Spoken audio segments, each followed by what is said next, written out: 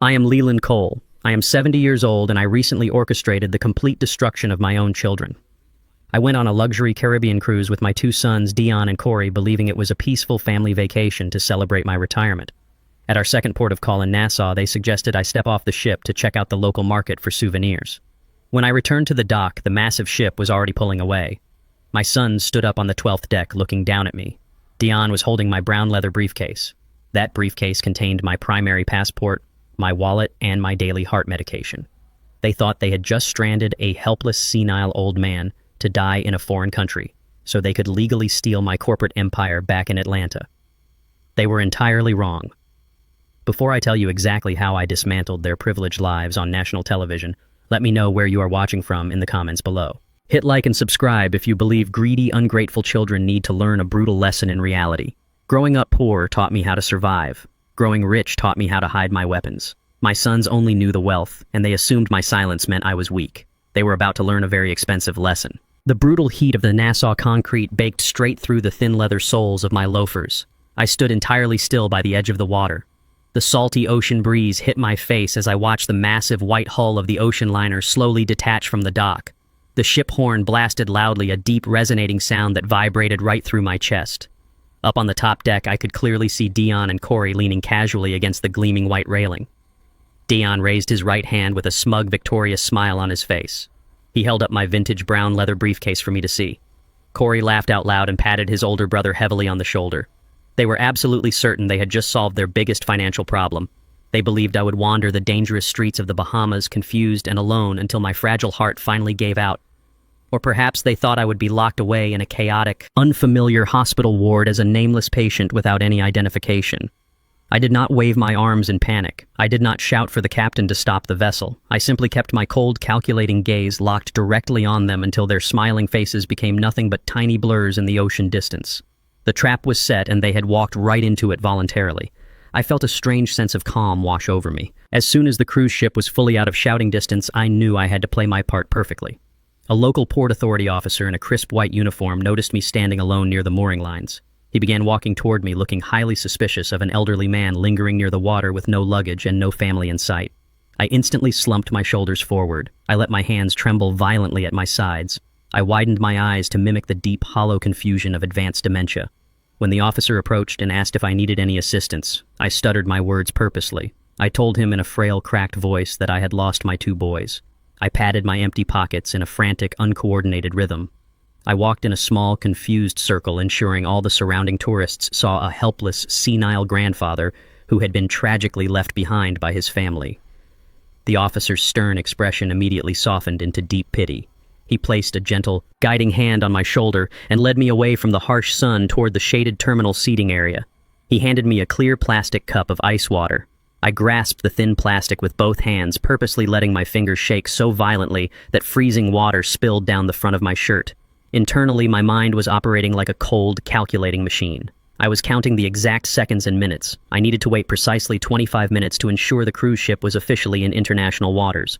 Once they crossed that line, maritime law dictated the captain could not simply turn the massive ship around without a massive logistical nightmare and severe financial penalties. I listened closely as the officer radioed his supervisor about a confused American tourist stranded at the terminal. I nodded vacantly when a kind female tourist offered me a paper tissue to dry my shirt. I let them treat me like a fragile, broken child. I had to make sure no local authorities tried to contact the cruise line immediately. If the captain turned the ship around now, Dion and Corey would simply pretend it was a tragic accident. They would claim I wandered off while they were buying drinks at the bar. I needed their act of abandonment to be final, irreversible, and entirely documented by the port authorities as a deliberate act. I sat quietly on that cold metal bench, taking slow, deliberate breaths. I watched the large analog clock on the terminal wall tick past the 25-minute mark. The steel jaws of my trap had officially snapped shut. They had committed the ultimate crime of elder abandonment. Now they had to face the execution of my revenge. My sons always completely underestimated the blood, the sweat, and the absolute ruthlessness it took to build Cole Logistics from the ground up. I transformed a single rusted delivery truck into a billion-dollar logistics empire spanning the entire east coast of the United States. I am a self-made man who grew up with absolutely nothing in the segregated, impoverished neighborhoods of Atlanta. Every single dollar I earned was paid for in exhausted nights and dangerous financial risks. Dion and Corey were born into silk sheets and unearned privilege. They attended elite private boarding schools and drove imported European sports cars before they ever held a real job. 6 months ago, I noticed severe financial discrepancies in the corporate ledger. Millions of dollars were being quietly funneled into offshore shell companies tied to my 2 daughters-in-law. Instead of confronting my sons in a boardroom, I began to perform a very specific, carefully crafted character. I started forgetting important client names at board meetings. I purposely left the stove on at the family estate. I asked the exact same questions twice during Sunday family dinners. I wanted to see exactly what my own flesh and blood would do when they believed the king of the empire was losing his mind. I gave them enough rope to hang themselves. I wanted to see if they would step up and protect their aging father, or if they would plot in the shadows to steal my throne. They eagerly chose the path of thieves. This entire luxury cruise was their master plan to physically isolate me, steal my identification, and file an emergency motion of medical incompetence back in Georgia to seize total control of my life and my assets. The Port Authority officer finally turned his back for just a moment to speak with the terminal manager. I immediately sat up perfectly straight. The pathetic trembling in my hands vanished completely. My posture corrected itself into the rigid, intimidating spine of a chief executive officer. I reached down to my right leather loafer. I pressed my thumb hard against the heel and slid back a custom hidden compartment. I pulled out my secondary, fully valid federal passport and a black titanium American Express card. I did not need the critical heart medication in the stolen briefcase. Those pills were nothing but cheap breath mints I had swapped into a prescription bottle weeks ago. My physical heart was perfectly fine. My emotional heart, however, had turned to pure ice. I stood up and walked briskly out the side exit of the terminal, leaving the bewildered officer searching the room for me.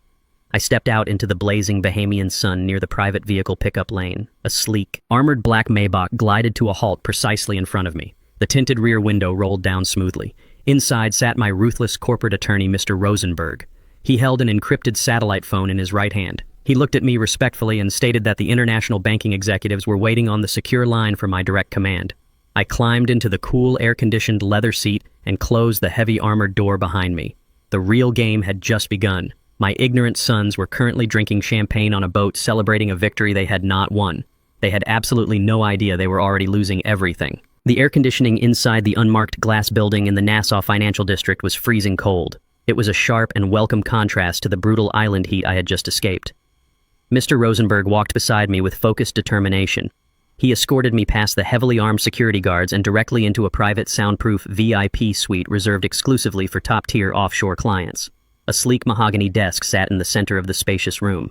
It held nothing but a high-performance computer terminal and a secure satellite phone. I sat down in the heavy leather chair and cracked my knuckles. My sons assumed my technological capabilities peaked with sending a simple text message. They had absolutely no idea that I had personally funded and overseen the development of the Cole Logistics proprietary cybersecurity network. I pulled the keyboard close and typed in my master override sequence. It was a string of codes only the founder possessed. The screen flashed bright green, granting me absolute and undetected access to the entire corporate server located back in Atlanta. I effortlessly bypassed the expensive dual authentication protocols Dion had proudly installed just last month. I was now deep inside the digital heart of my empire, completely invisible to the IT department. My eyes quickly scanned the live data streams. I was looking for the specific financial anomalies I knew Dion would try to execute the moment he thought I was incapacitated. It did not take long to find the poison running through my company's veins. Right there on the glowing screen, a massive and unauthorized wire transfer was sitting heavily in the pending queue. The amount was exactly $50 million in liquid corporate cash.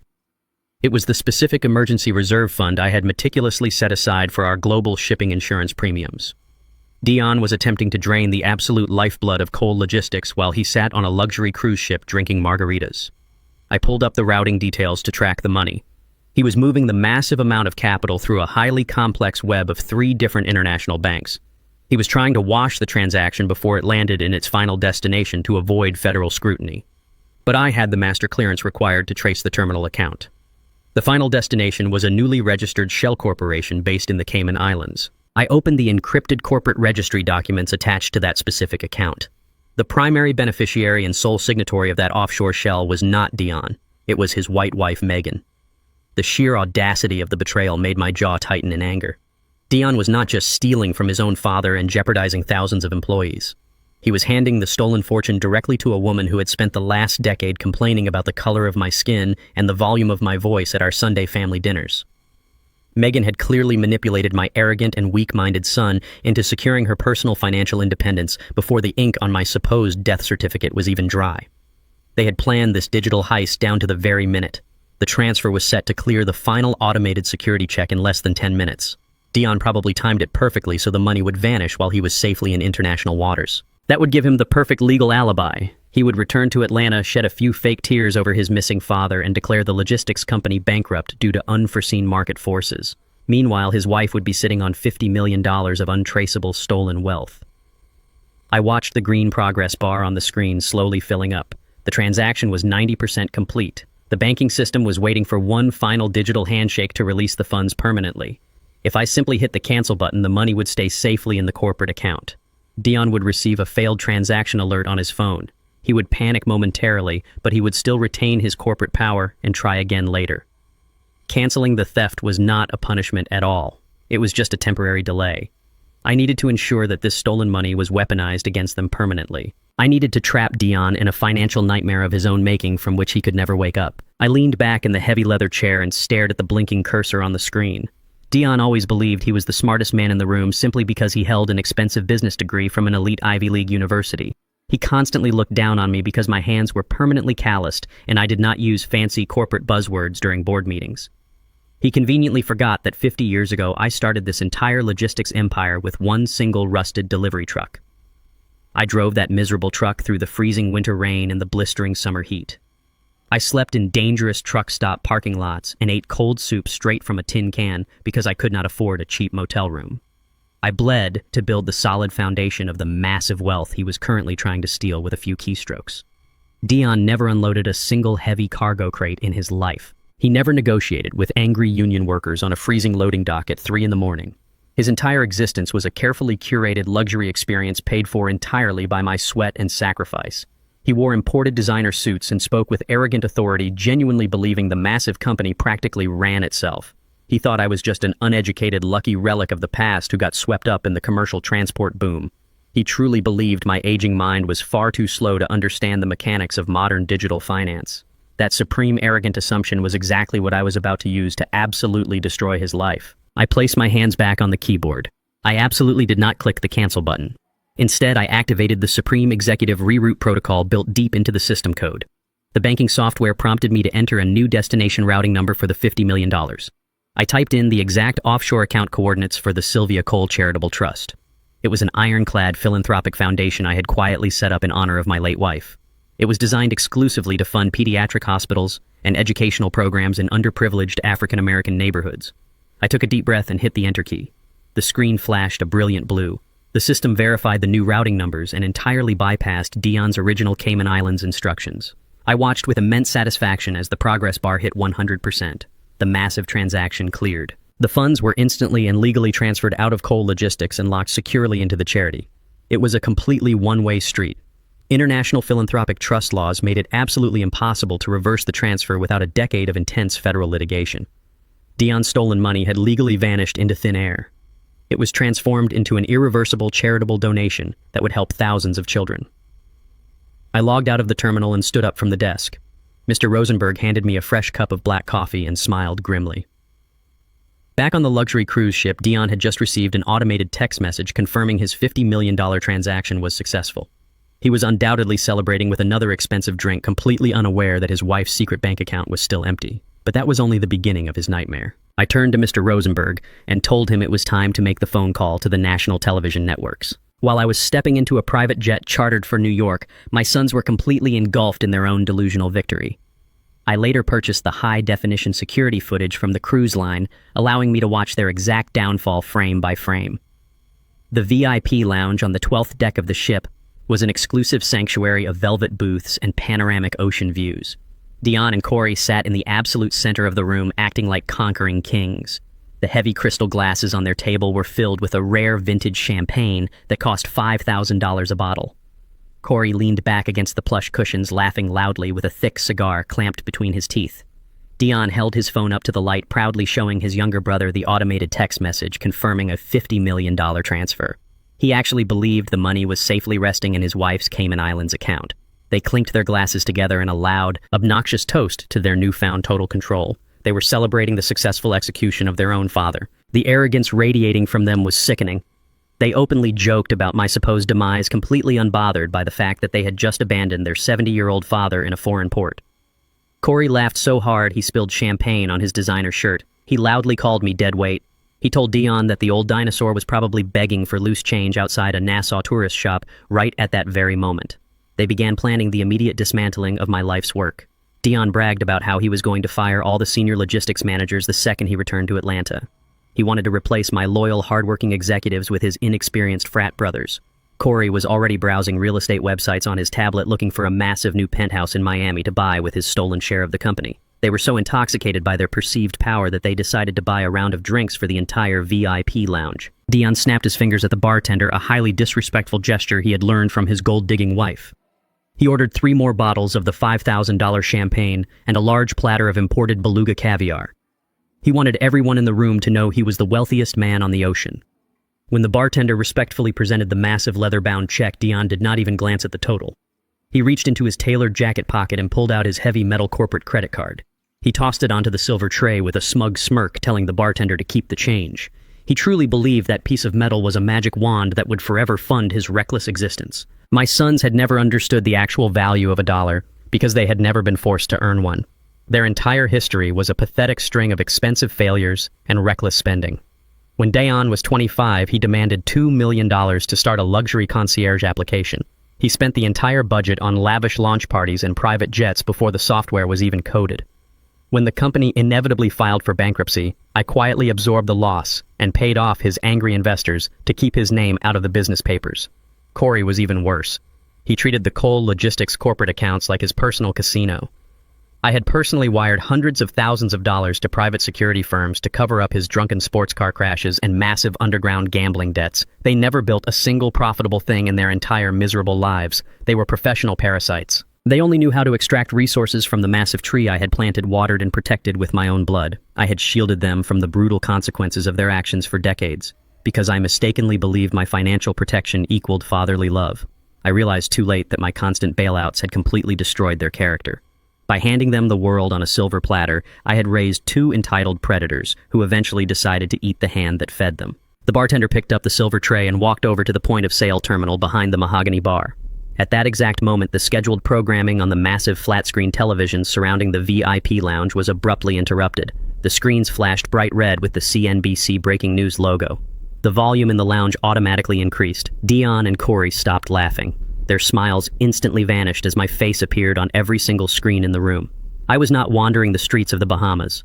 I was standing live in a major broadcasting studio directly on Wall Street, wearing my sharpest tailored suit and looking directly into the camera lens. I calmly announced to the global financial markets that I was immediately freezing all operations and assets of Cole Logistics due to massive, undeniable internal fraud perpetrated by the acting co-chief executive officers. I stated their names clearly for the entire world to hear. I announced that the authorities had been fully notified and an international federal investigation was already underway. The color completely drained from Dion's face. He dropped his expensive cigar directly onto his trousers. Corey stared at the television screens with his mouth hanging wide open in pure terror. Before either of them could even formulate a single word, the bartender returned to their table. He did not look impressed anymore. He looked highly annoyed. He dropped the heavy metal corporate card back onto the table. He leaned in close and delivered the very first consequence of their new reality. He stated clearly and loudly that the card was declined. The bartender's words hung in the cold air, conditioned air of the VIP lounge like a physical blow to the stomach. Declined. Dion snatched the heavy metal corporate card back from the silver tray, his face flushing a deep, angry crimson. He immediately accused the bartender of using a faulty point-of-sale machine. He aggressively reached into his tailored jacket pocket and pulled out his personal platinum Visa card. He slammed it onto the polished mahogany counter, loudly demanding the transaction be run again immediately. The bartender remained entirely stoic and swiped the card in silence. The machine beeped a sharp, high-pitched error tone. Declined again. Absolute panic began to flicker behind Dion's wide eyes. He frantically dug into his designer leather wallet, pulling out every single piece of plastic he owned. Visa, MasterCard, Premium, American Express. One by one, the bartender swiped them. One by one, the machine rejected them all with that same mocking error tone. Corey quickly pulled out his own wallet, his hands visibly trembling as he handed over his exclusive black card. He insisted his account had a limitless ceiling. The result was exactly the same. The screen flashed red. Every single line of credit, both corporate and personal, had been completely and surgically severed. The realization crashed over them simultaneously like a tidal wave. My live broadcast on the television screens above was not just an empty corporate threat to scare them. I had completely cut their financial lifelines with absolute devastating precision. They were entirely cut off from the world. Dion completely abandoned his $5,000 champagne and frantically pulled out his mobile phone. He desperately needed to call his aggressive legal team back in Atlanta to reverse whatever freeze I had initiated. But the top corner of his phone screen displayed no service. They were in the middle of the ocean, hundreds of miles away from any cellular communications tower. He quickly navigated to the cruise ship's internal digital portal to purchase the premium satellite internet package. The screen prompted him for an immediate digital payment. He typed in his primary card numbers with shaking, uncoordinated fingers, hitting the submit button with aggressive force. The screen flashed a red error message indicating insufficient funds and a locked account status. He tried Corey's cards. Blocked. He even tried entering Megan's supposedly flush Cayman Islands account details from memory. Invalid. Dion slammed his expensive phone onto the glass table, cracking the screen instantly. His breathing grew incredibly heavy and erratic. He stormed over to the main concierge desk of the VIP lounge, demanding immediate access to the ship's secure communications array. A senior hospitality manager wearing a pristine white uniform with gold epaulets stepped forward to safely intercept him. The manager calmly and professionally explained that internet access required a valid payment method on file. Because their primary cabin folio was currently showing a massive negative balance from the exorbitant bar tab they just racked up, no further amenities could possibly be authorized until the debt was settled in cash. That calm, polite refusal completely broke whatever fragile shred of sanity Dion had left. He leaned violently over the marble counter, spit flying from his mouth as he screamed directly into the manager's face. He bellowed that he was the chief executive officer of a billion-dollar global logistics company and demanded to use the captain's private satellite phone right this second. When the manager firmly instructed Dion to lower his voice and step back from the desk, Dion lost all rational control. He lunged forward, grabbed the manager by the lapels of his crisp white jacket, and violently shoved him backward. The manager stumbled hard and crashed into a massive decorative display of expensive liquor bottles, sending glass and premium alcohol shattering violently across the polished wooden floor. Corey jumped up from the velvet booth, not to restrain his out-of-control brother, but to aggressively join the chaos. Corey began cursing loudly at the surrounding passengers, threatening to buy the entire cruise line just to fire every single employee on board. They were acting exactly like wild animals trapped in a cage they could no longer buy their way out of. The other wealthy patrons in the lounge recoiled in absolute disgust, pulling their wives away from the violent, pathetic spectacle. Dion stood over the fallen manager, clenching his fists and demanding total obedience, completely blind to the severe reality of his new situation. For their entire adult lives, my two sons had operated under the absolute unwavering certainty that their immense wealth was a magical shield against all earthly consequences. When Dion brutally assaulted a valet driver outside a luxury nightclub in Miami 5 years ago, my corporate fixers arrived with briefcases full of cash to silence the victim and bury the police report before the sun even came up. When Corey completely trashed a rented penthouse suite in Las Vegas during a drug-fueled weekend, destroying priceless art in the process, a simple wire transfer from my accounts made the hotel management look the other way and drop all charges. They had never once experienced the harsh sting of accountability. My money had smoothed over every rough edge of their horrible personalities, transforming their actual criminal behavior into minor, easily dismissed eccentricities. They genuinely believed the rules of civilized society simply did not apply to men in tailored suits with endless credit limits. But right now, standing in the middle of a cruise ship in international waters, the brutal reality of their existence was completely laid bare. Stripped of my powerful name, my corporate influence, and my bank accounts, they were absolutely nothing. They were no longer untouchable titans of industry who commanded respect. They were just two angry, out-of-control, entitled men throwing a pathetic temper tantrum on a boat. The grand illusion of their inherent superiority had been instantly vaporized by a single decline transaction at a bar. They possessed no real power, no actual authority, and no inherent respect from anyone. Without my money to artificially elevate them above the law, they immediately resorted to base, animalistic violence, proving to everyone in that luxurious room exactly what kind of weak men they truly were beneath the expensive clothing. The deafening sound of shattering glass and Dion's unhinged screaming triggered a silent emergency alarm behind the concierge desk. Within 60 seconds, the heavy double doors of the VIP lounge swung violently open.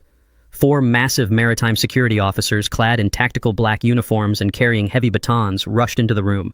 Dion immediately turned his misplaced aggression toward them, pointing a trembling finger and ordering the heavily armed guards to arrest the bleeding hospitality manager on the floor.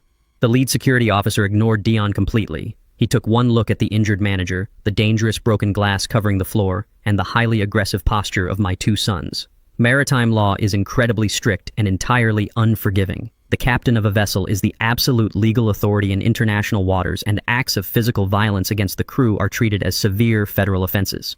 The officers moved in with ruthless, practiced efficiency. Dion tried to throw a wild punch at the closest guard, but his arm was instantly grabbed and twisted painfully behind his back. Corey cowardly tried to run for the exit, but a massive guard tackled him straight into a velvet sofa, pinning his face to the cushions. The sharp metallic click of heavy steel handcuffs echoed loudly through the suddenly silent lounge. The other wealthy passengers watched in stunned, quiet fascination as Dion and Corey were forcefully dragged out of the beautiful room, aggressively kicking and screaming frantic obscenities. Because of the physical assault on a crew member, the severe destruction of ship property, and the massive unpaid bar folio, the captain revoked all their passenger privileges instantly. They were not escorted back to their massive luxury suite to pack their bags. They were dragged deep into the windowless, freezing bowels of the massive ship and thrown directly into the steel brig. They were now securely locked in a tiny, cold metal cage for the remainder of the voyage, with absolutely no money, no outside communication, and no escape. While my sons were trading their $5,000 champagne for a freezing steel cage at the bottom of the ocean, I was already moving on to the next phase of my absolute dismantling of their lives. I boarded a private Gulfstream jet chartered directly for Atlanta. The flight was incredibly smooth and completely silent. It gave me ample time to prepare for the final cleansing of my own home. My driver picked me up right on the private tarmac and drove me straight to the massive wrought iron gates of the Cole estate. It was a sprawling property sitting on 12 pristine acres of Georgia real estate. I did not ring the bell or alert the security staff to my arrival. I used my master key to unlock the massive mahogany front doors and stepped quietly into the grand foyer. The house was not empty. It was vibrating with a heavy bass of loud music echoing from the backyard patio. My daughters-in-law Megan and Abigail wasted absolutely no time celebrating their supposed inheritance. They thought I was either dead or wandering hopelessly lost in the Caribbean.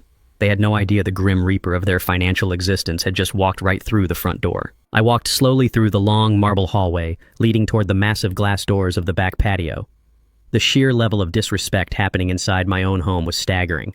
Megan and Abigail had invited dozens of their shallow, wealthy friends over for a lavish midday pool party. Caterers in crisp white uniforms were walking around carrying trays of expensive cocktails and imported hors d'oeuvres. But the loud music and the arrogant laughter were not the things that made my blood boil. It was what I saw happening in the formal dining room. They had hired a team of private estate liquidators who were actively boxing up my late wife Sylvia's most precious belongings. I stood in the doorway and watched as a stranger casually wrapped Sylvia's antique silver tea set in cheap bubble wrap. Next to the silver was a towering stack of her original oil paintings, all tagged with bright neon auction stickers. Megan and Abigail were not just celebrating my demise. They were actively erasing Sylvia's memory from the house to quickly generate cash for their own selfish desires. I pushed the heavy glass patio doors open. The loud music was instantly deafening. Megan was standing near the edge of the heated pool wearing a designer swimsuit and holding a crystal margarita glass. Abigail was right next to her, laughing loudly at some terrible joke while directing a caterer to open another bottle of tequila. I did not yell. I simply walked over to the outdoor sound system and pulled the main power cord directly out of the wall socket. The heavy bass instantly died. The sudden shocking silence caused everyone in the yard to turn around simultaneously. Megan turned around with a furious expression, ready to scream at whichever servant dared to interrupt her party. Her mouth fell wide open. The crystal margarita glass slipped right through her perfectly manicured fingers and shattered into 100 pieces on the expensive stone deck. Abigail physically stumbled backward, her face turning completely pale as if she had just seen a ghost. The entire crowd of their wealthy, parasitic friends fell entirely silent. They stared at me standing there in my tailored suit, looking absolutely nothing like the frail, dementia-ridden old man my sons had undoubtedly described to them. Megan's hands began to shake uncontrollably. She tried to speak, but only a pathetic, breathless stutter escaped her lips. Abigail instinctively grabbed the edge of a patio chair to keep herself from falling over. They were paralyzed with absolute terror.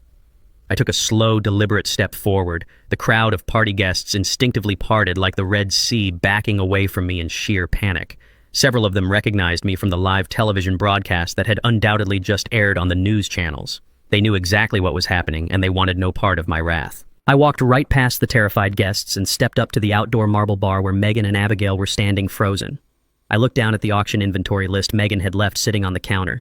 She had priced Sylvia's vintage grand piano at a fraction of its true value just to sell it quickly. My calm demeanor terrified them far more than any violent screaming ever could. This sickening display of greed was entirely consistent with exactly who these two women truly were.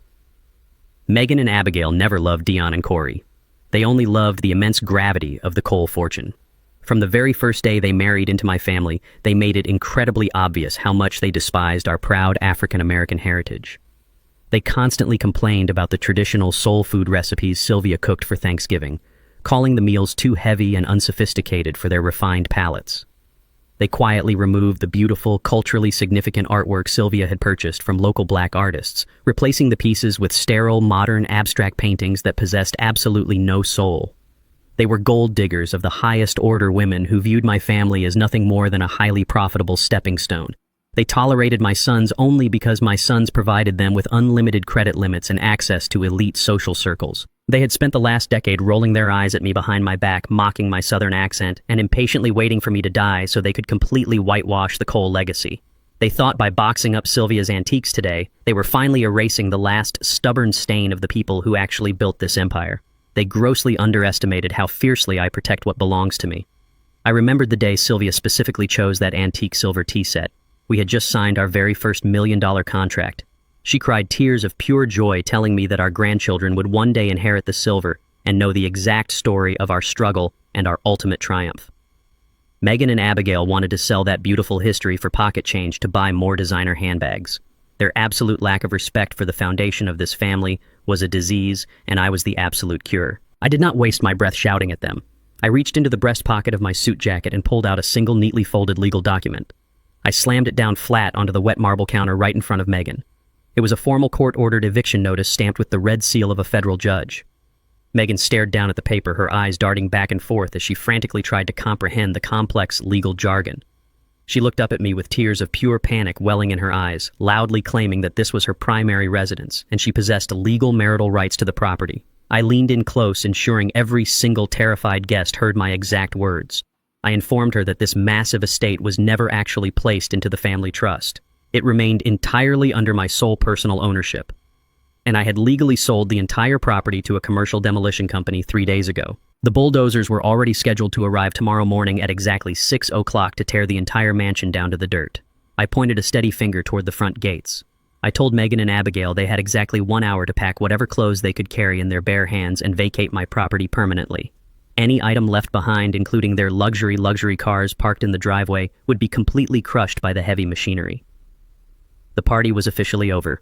As if on cue, the heavy sound of a massive diesel engine rumbled from the front of the property. A flatbed truck carrying a giant yellow bulldozer had just parked right outside the wrought iron gates waiting for my signal. Megan dropped to her knees on the wet stone and let out a pathetic, high-pitched sob. Megan's pathetic sobs on the wet marble deck did not last long. The heavy rumble of the diesel bulldozer idling right outside the front gates snapped her out of her shock and ignited her deeply ingrained entitlement. She scrambled to her feet, her hands shaking violently as she grabbed her expensive smartphone from the outdoor bar. She completely ignored the eviction notice lying right in front of her. Instead, she aggressively dialed 911. She paced frantically back and forth along the edge of the swimming pool, shooting venomous glares in my direction.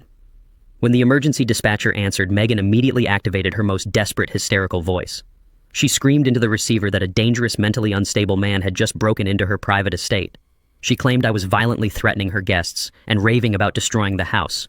She purposely left out the fact that I was her father-in-law and the actual owner of the property. She begged the police to send armed units immediately, insisting her life was in imminent danger.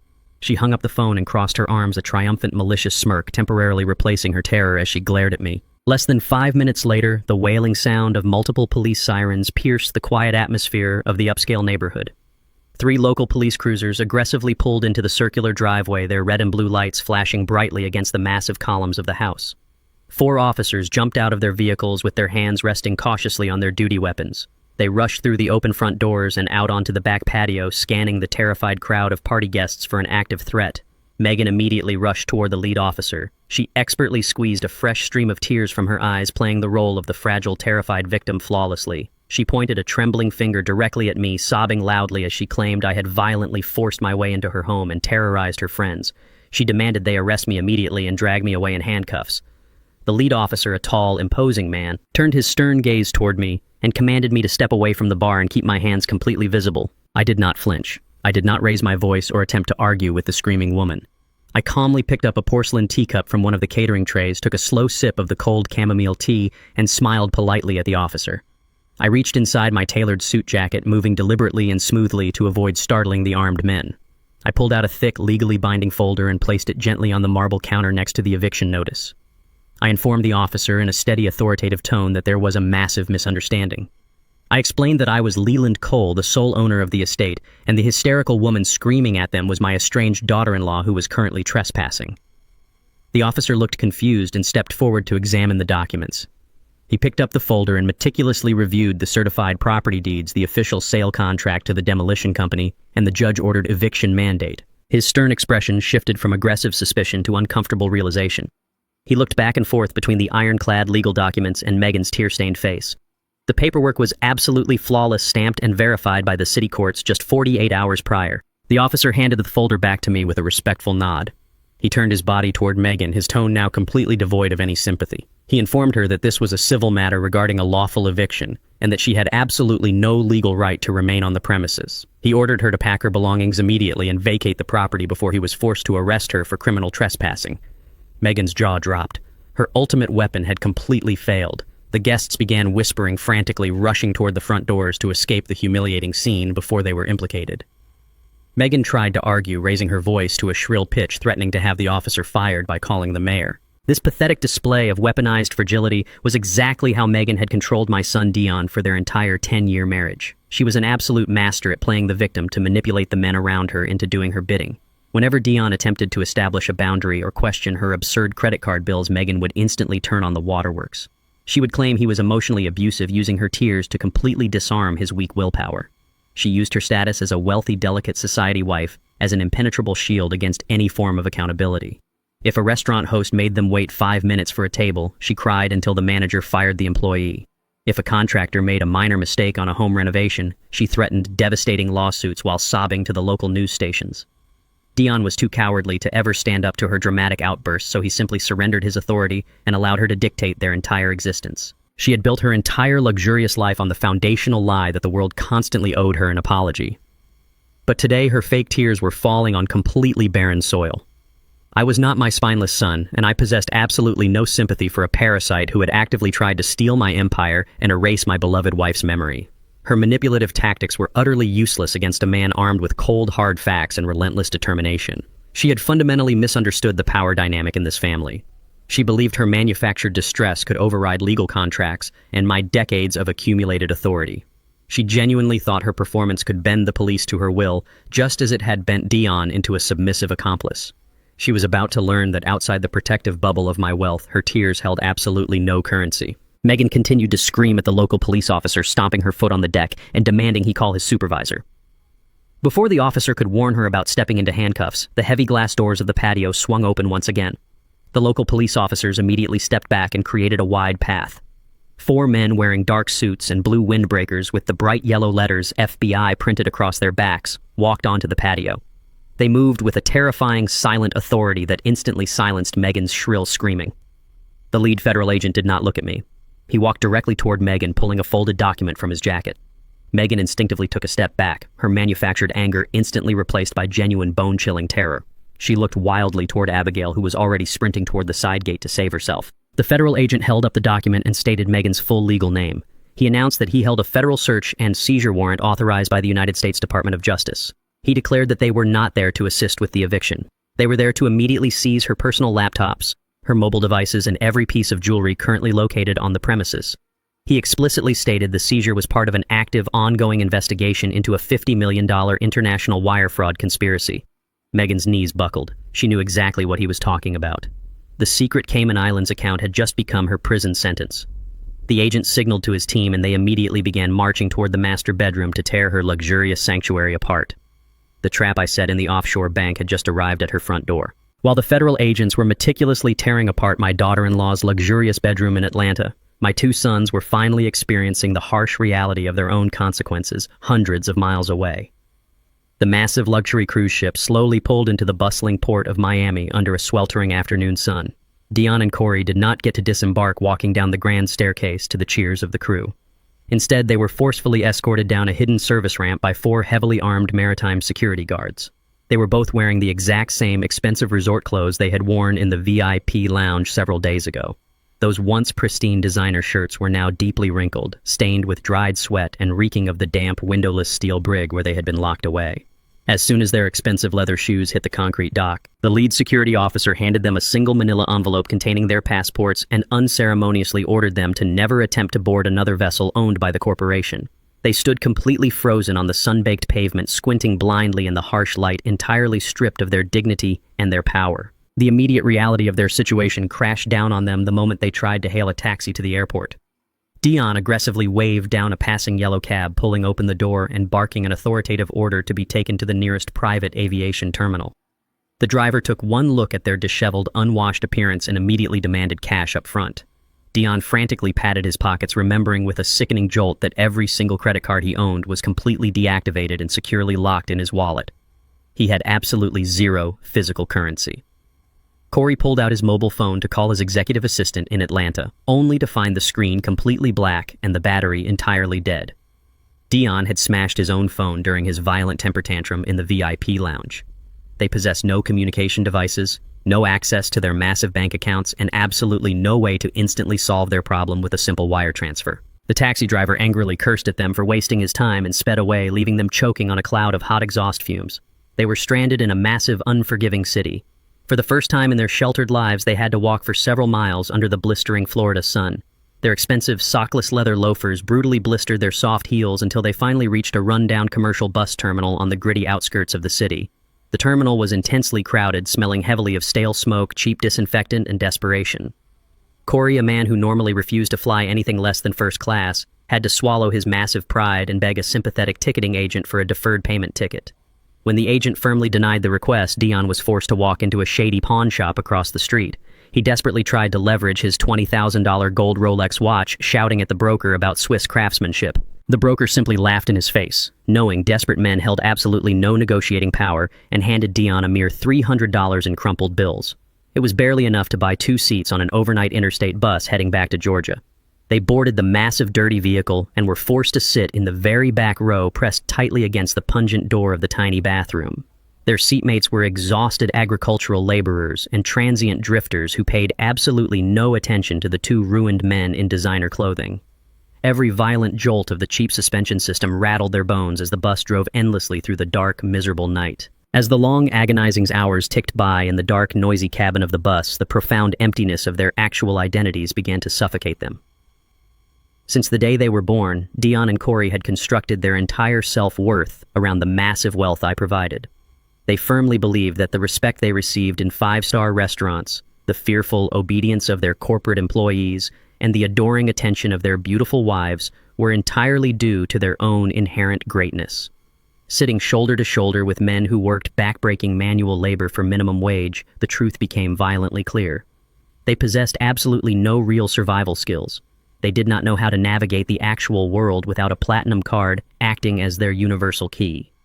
Take away the private jets, the tailored suits, and the limitless expense accounts, and they were significantly less capable than the tired farm workers sleeping soundly in the seats in front of them. The farm workers actually knew how to survive a hard day and earn an honest wage. My sons only knew how to sign their names on checks they did not earn.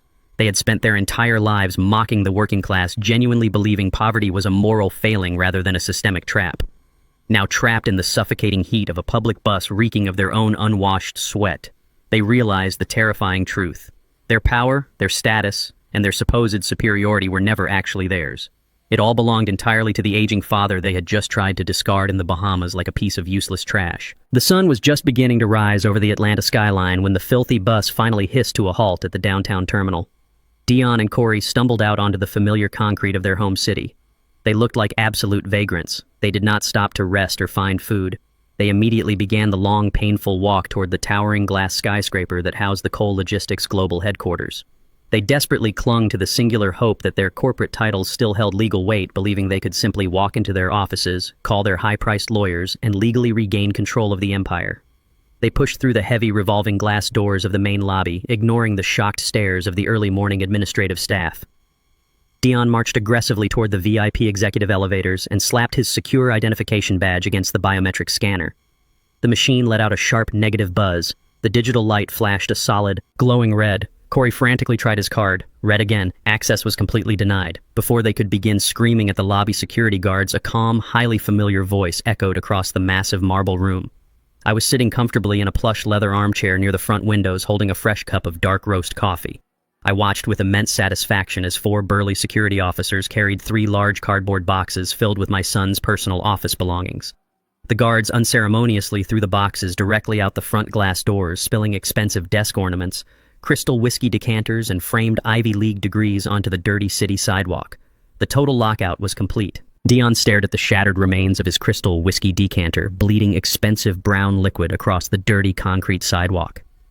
The absolute finality of the locked glass doors and the towering skyscraper completely broke whatever fragile remnants of manufactured pride he had left. He slowly turned his head back toward the expansive glass walls of the main lobby, his bloodshot eyes locking directly onto me, sitting calmly inside. The sheer, overwhelming panic vibrating through his unwashed body finally forced him to surrender to gravity. Dion aggressively pushed through the heavy revolving doors and immediately fell hard to his knees on the freezing cold marble floor. He completely ignored the dozens of shocked administrative assistant, security personnel, and junior executives who were freezing in their tracks. They were all watching the disgraced former acting chief executive officer of their company grovel like a desperate beggar off the street. He crawled a few painful inches forward, thick tears streaming down his grimy, sunburnt face, further ruining the collar of his expensive sweat-stained designer shirt. He began sobbing uncontrollably, his voice echoing loudly against the high vaulted ceilings as he desperately tried to rewrite history right in front of my eyes. He screamed out loud that the entire incident at the Nassau port was a horrible, tragic mistake. He pointed a violently trembling accusatory finger back toward the street where his younger brother Corey was still standing completely paralyzed on the sidewalk. Dion wailed at the top of his lungs that Corey and his own wife Megan had secretly orchestrated the entire abandonment behind his back while he was busy in the ship's restroom. I remained perfectly seated in my plush leather armchair, taking a slow, deliberate sip of my dark roast coffee. The bitter warmth grounded my senses, keeping my facial expression entirely unreadable and completely devoid of any paternal sympathy. I did not order the massive security guards to physically remove him from the premises. Instead, I raised a single commanding hand, signaling the men in dark suits to step back and let the pathetic, humiliating display continue uninterrupted. I wanted every single hardworking employee in that massive lobby to witness exactly what kind of cowardly, spineless man had been trying to steal their livelihoods. Dion took my absolute silence as an open invitation to keep spinning his frantic web of desperate lies. He dragged his knees closer, leaving disgusting dirty smudges across the pristine white marble floor. He cried loudly about how much he truly loved me, claiming he had spent the entire agonizing bus ride from Miami praying to God for my safe return. He lied beautifully, claiming that the moment he realized the massive cruise ship had left the Bahamian dock without me, he had physically fought the ship's captain in a desperate attempt to turn the vessel around. According to his frantic manufactured narrative, he was the absolute victim of a ruthless, calculated conspiracy designed solely by his gold-digging wife and his deeply jealous younger brother. He pounded his dirty fist violently against his chest, loudly invoking the sacred bond of family blood. He begged me to remember that he was my firstborn son, the true and rightful heir to the Cole Logistics legacy. He actually swore on his late mother's grave that he would file for divorce from Megan immediately and permanently cut all ties with Corey if I just let him back into the executive elevator and reinstated his corporate bank accounts. The sheer, terrifying volume of his lies was almost impressive in its absolute lack of shame or morality. He was eagerly throwing everyone he supposedly loved directly under the proverbial bus just to save his own luxurious lifestyle. The employees surrounding the lobby stood in stunned, absolute silence. Couriers dropped their delivery packages. Receptionists completely ignored their ringing telephones. They were watching a grown man, a man who had terrorized them with arrogant demands just 1 week prior, completely disintegrate into a whimpering, pathetic child. Dion reached out his dirty fingers, desperately trying to grasp the immaculate crease of my tailored trousers. I calmly pulled my leg back, refusing to let his physical filth touch me. I let him talk. I let him completely exhaust his lungs and empty his tear ducts. I let him build a massive, elaborate tower of falsehoods right there in the middle of my corporate headquarters. Every single word he spoke was another heavy nail driven straight into his own coffin. As I sat there listening to his spectacular performance, my mind drifted back to all the terrible times I had foolishly sat in similar rooms listening to these exact same apologies. I clearly remembered when Dion was 19 years old and got caught stealing final exam answers at his incredibly expensive private university. He had cried exactly like this, falling to his knees and blaming his innocent roommates for slipping the stolen cheat sheet into his textbook to frame him. I had quietly paid a massive undisclosed financial donation to the university library fund to keep my son from being publicly expelled and ruining his future. I remembered when he was 30 years old and recklessly crashed a brand new company vehicle into a local storefront while driving under the influence of expensive illegal narcotics. He had fallen to his knees in my private office that night, crying hysterically and blaming the supposedly terrible steering mechanism of the sports car and the immense, crushing pressure of his new corporate title. I had paid the furious store owner triple the actual repair costs in cash and bribed a high-priced defense attorney to make the criminal charges magically disappear from the public record. Every single time he failed, every single time he hurt an innocent person or broke the law, he used these exact same tears. And every single time I had reached into my deep pockets and bought him a perfectly clean slate. I truly thought I was protecting my own flesh and blood. I thought I was giving him a safe environment to finally mature into a responsible man. But looking down at him now, I realized the horrifying, undeniable truth. My endless financial leniency did not save my son. It created a highly functioning monster. By constantly shielding him from the burning fire of his own consequences, I had effectively taught him that he was completely fireproof. I had proven to him that morality was just a price tag that his father could always afford to pay. Dion finally ran out of breath. He rested his sweaty forehead directly against the cold marble floor, gasping heavily for air, waiting silently for me to offer my usual unconditional forgiveness. He was eagerly waiting for the familiar golden parachute I had always provided to catch his fall. I slowly placed my porcelain coffee cup onto the glass table next to my chair. I reached into my tailored suit jacket pocket and pulled out my smartphone. I tapped the glowing screen 3 times, navigating swiftly to the highly secure digital vault where I kept my most valuable corporate assets.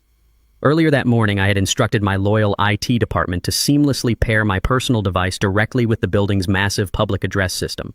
The exact same high-definition speakers that normally played soft, calming instrumental music throughout the towering lobby were now completely under my direct control.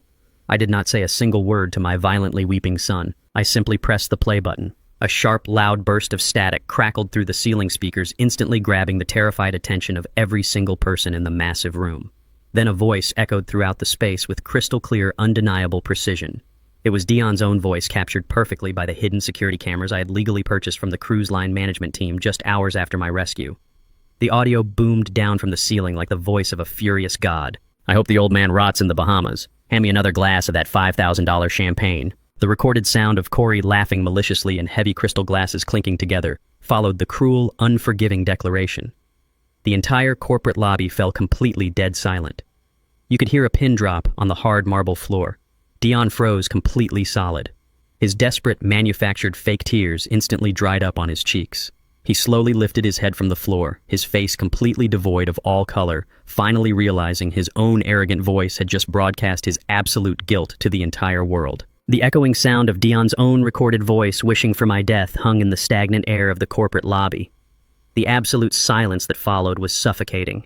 The dozens of employees staring at him no longer held any pity in their eyes. They looked at him with pure, unadulterated disgust.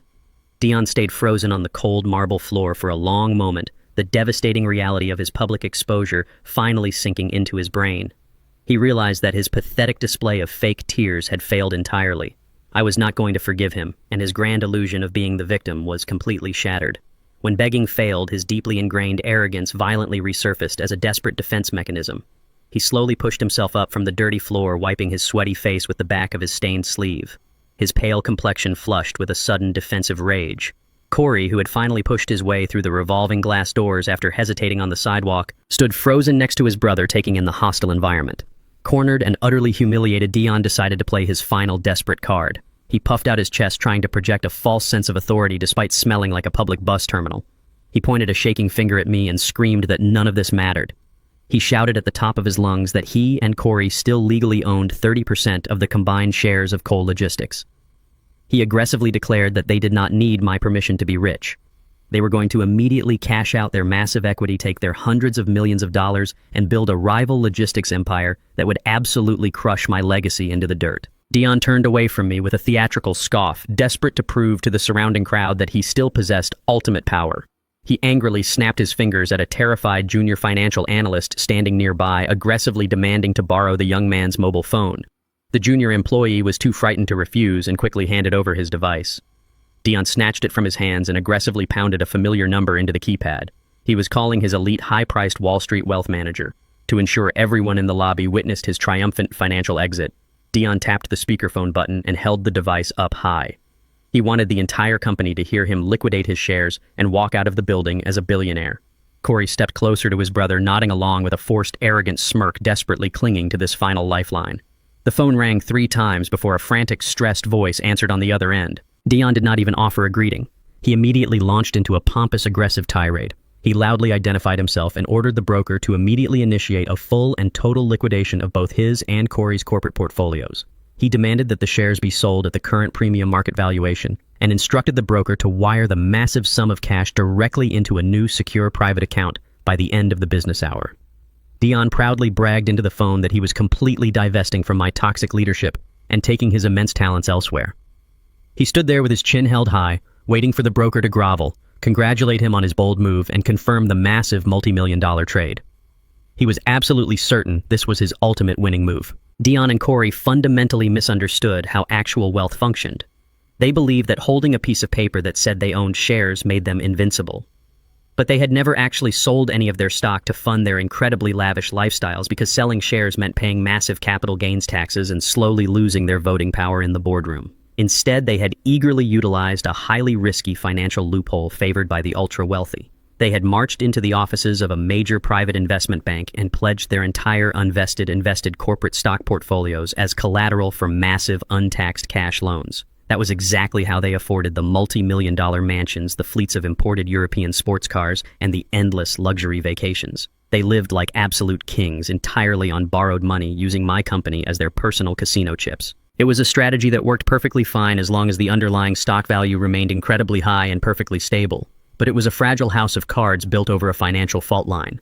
They had assumed Coal Logistics would simply grow forever on the back of my hard work. They never bothered to read the complex fine print of their massive portfolio loans. They did not understand that if the value of their collateral ever dropped below a certain threshold, the bank possessed the legal right to instantly demand full repayment of the borrowed cash. I knew this. I had known exactly how heavily leveraged they were for years. I knew that their entire luxurious existence was floating on a massive bubble of high-interest debt, and I had specifically designed my public broadcast from Wall Street to be the sharp needle that popped it. The elite Wall Street broker did not respond to Dion's arrogant demands with the expected subservient obedience. Instead, the man on the speakerphone let out a sharp, panicked breath. He interrupted Dion's pompous rant with a voice completely devoid of respect. The broker shouted through the speaker that Dion was completely out of his mind. He bluntly informed my son that he could not liquidate a single share of the portfolio for a profit. The global television broadcast I had made from New York earlier that morning, loudly declaring massive internal fraud and freezing the entire company pending a federal investigation, had completely tanked the internal valuation of Coal Logistics. Institutional investors had panicked, and the private market value of the stock had plummeted by over 80% in a matter of hours. The shares Dion was proudly trying to sell were currently considered entirely worthless, toxic assets. Dion's arrogant smirk instantly vanished, replaced by a look of sheer, uncomprehending horror. But the broker was not finished delivering the fatal blow.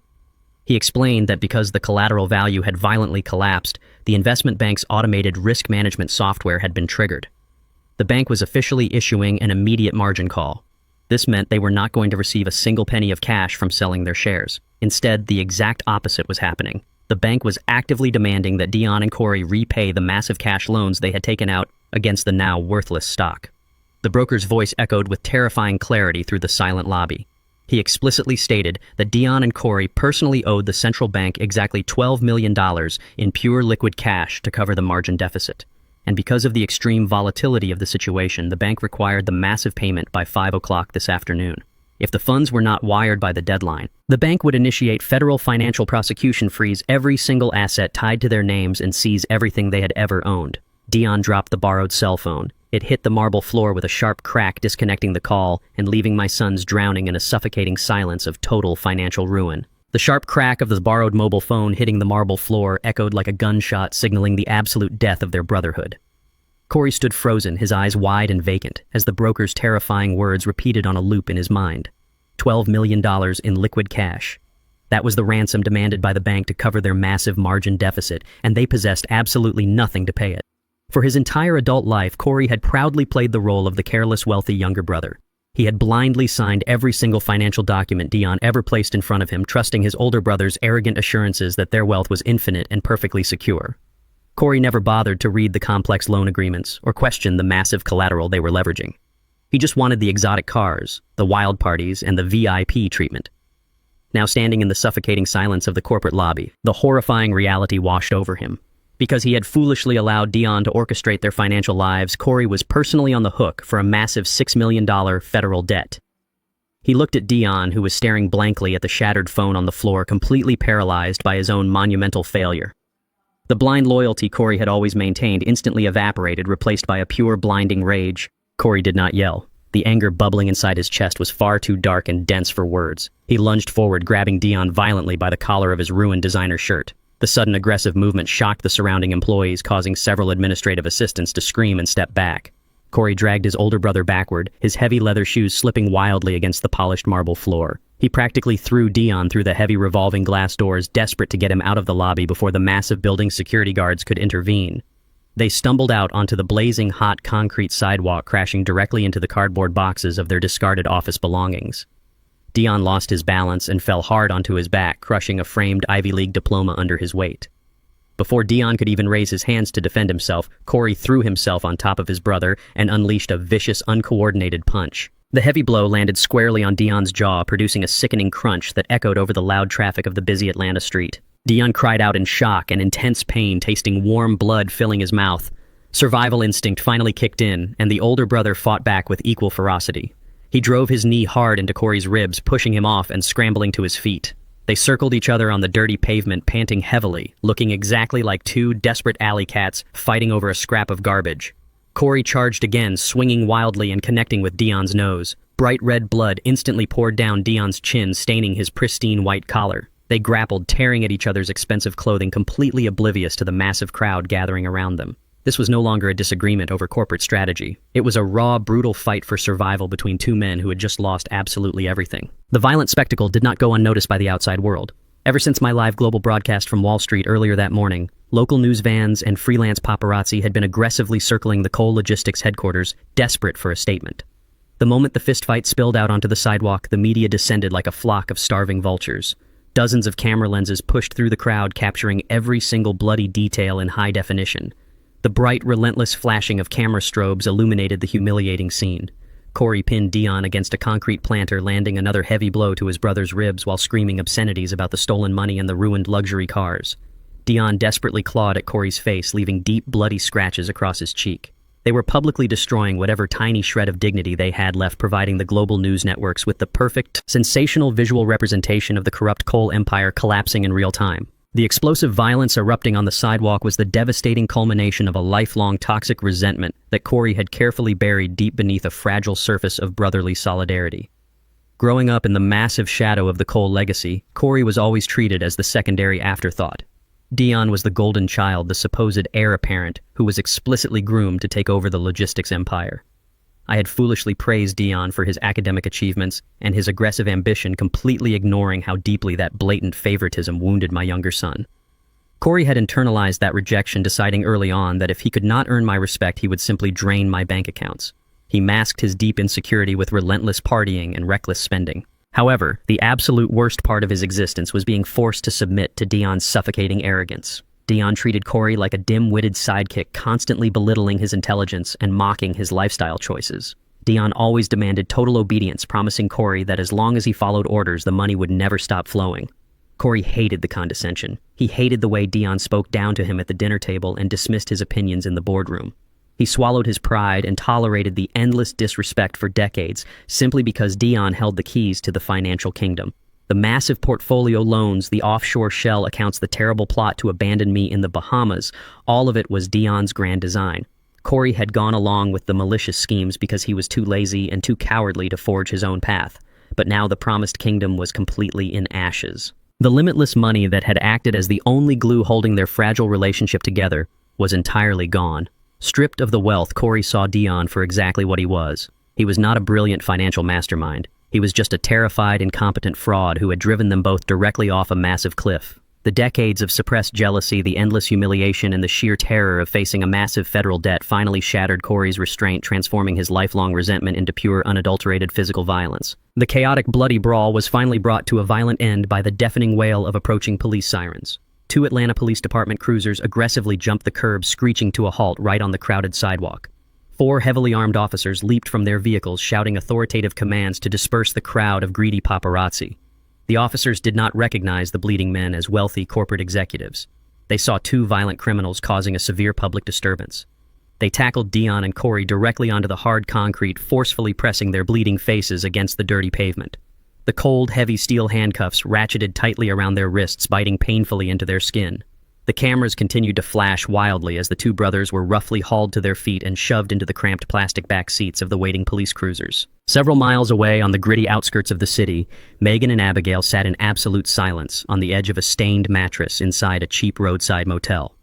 Having been swiftly evicted from the massive estate and finding all their credit cards completely frozen by the federal investigation, this dingy room was the only shelter they could afford with the cash in their designer purses. The small, fuzzy television mounted in the corner of the room was tuned to a local news station. They watched in absolute horror as the breaking news alert flashed across the screen, broadcasting the live high-definition footage of their husbands engaged in a bloody, humiliating street brawl. They watched the police aggressively shove Dion and Corey into the back of the squad cars. The reality of their terrifying new existence crashed down upon them. Their husbands were not just broke. They were publicly disgraced, millions of dollars in debt to a ruthless central bank, and currently sitting in police custody, facing severe criminal charges. The luxurious, untouchable lives they had married into were completely dead. Megan slowly turned her head and locked eyes with Abigail. They did not shed a single tear for the men they supposedly loved. The pure, cold instinct of self-preservation instantly overtook them. Without speaking a single word to each other, both women stood up, stepped outside into the humid motel parking lot, and pulled out their mobile phones. They dialed the private numbers of the most ruthless criminal defense attorneys they knew, prepared to offer the federal prosecutors absolutely anything they wanted in exchange for full immunity. They were ready to turn state's evidence and bury my sons forever. Megan and Abigail did not waste a single second mourning the sudden violent collapse of their marriages. They quickly changed out of their wrinkled patio party clothes and put on the most conservative, expensive designer dresses they had managed to shove into their bags before the eviction. They hailed a cheap rideshare vehicle and rode in absolute calculated silence to the towering federal courthouse in downtown Atlanta. They marched through the heavy glass doors of the district attorney's office with the arrogant, unwavering confidence of women who genuinely believed they were always the smartest people in any given room. They bypassed the stunned receptionist entirely and pushed their way directly into the outer office of the lead federal prosecutor assigned to the coal logistics fraud investigation. They did not politely ask for a meeting. They aggressively demanded one. Megan slammed her expensive leather purse onto the secretary's desk and loudly announced that she and her sister-in-law held the absolute keys to locking Dion and Corey Cole inside a federal penitentiary for the rest of their natural lives. But they made their absolute condition perfectly clear before they even sat down in a chair. They demanded full, unconditional legal immunity from all prosecution, and they wanted the deal signed in black ink immediately. The lead prosecutor, a hardened veteran of corporate fraud cases who despised white-collar criminals, was more than happy to oblige their ruthless betrayal. He ushered them into a stark, windowless conference room, hit the record button on a digital audio device, and told them to start talking. Megan and Abigail sat side by side, perfectly synchronized in their treacherous performance. They immediately began throwing their husbands directly under the heavy tires of the federal justice system, without a single flinch of hesitation or remorse. Megan reached into her designer purse and pulled out 3 encrypted digital flash drives. She proudly placed them on the cold metal table, explaining with a wicked smile that she had spent the last 2 years secretly backing up Dion's private home computer network. The drives contained thousands of unsanitized internal emails, hidden offshore bank routing numbers, and explicit digital conversations, where Dion detailed exactly how to artificially inflate global shipping manifests to steal massive amounts of capital from corporate shareholders. Abigail quickly followed suit, reaching into her own bag to produce a thick leather-bound physical ledger she had stolen from Corey's private wall safe. The heavy ledger meticulously documented every single illegal sports bet, every massive underground gambling debt paid with company funds, and a long, damning list of cash bribes paid to local port inspectors to look the other way when coal logistics trucks arrived dangerously overweight. They detailed the complex crimes with chilling surgical precision. They painted themselves as terrified captive wives who were forced to witness these horrific financial atrocities under the constant threat of emotional and financial abuse. They claimed they had been secretly gathering this massive mountain of evidence for years, just waiting for the perfect, safe moment to bring it to the proper authorities. They sang like absolute canaries, actively competing with one another to see who could provide the prosecutor with the most devastating piece of evidence. Megan threw Dion's entire executive leadership team to the wolves, naming every junior vice president who had ever signed a fraudulent expense report to cover up the missing money. Abigail eagerly provided the exact dates, times, and locations where Corey had met with dangerous illegal loan sharks to borrow against his unvested company stock.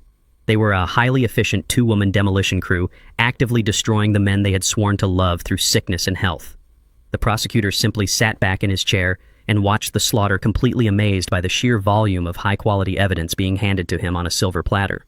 Dion and Corey thought they were the undisputed masterminds of their relationships, completely unaware that their wives had been quietly building the perfect, undeniable criminal case against them from the safety of their own luxury bedrooms.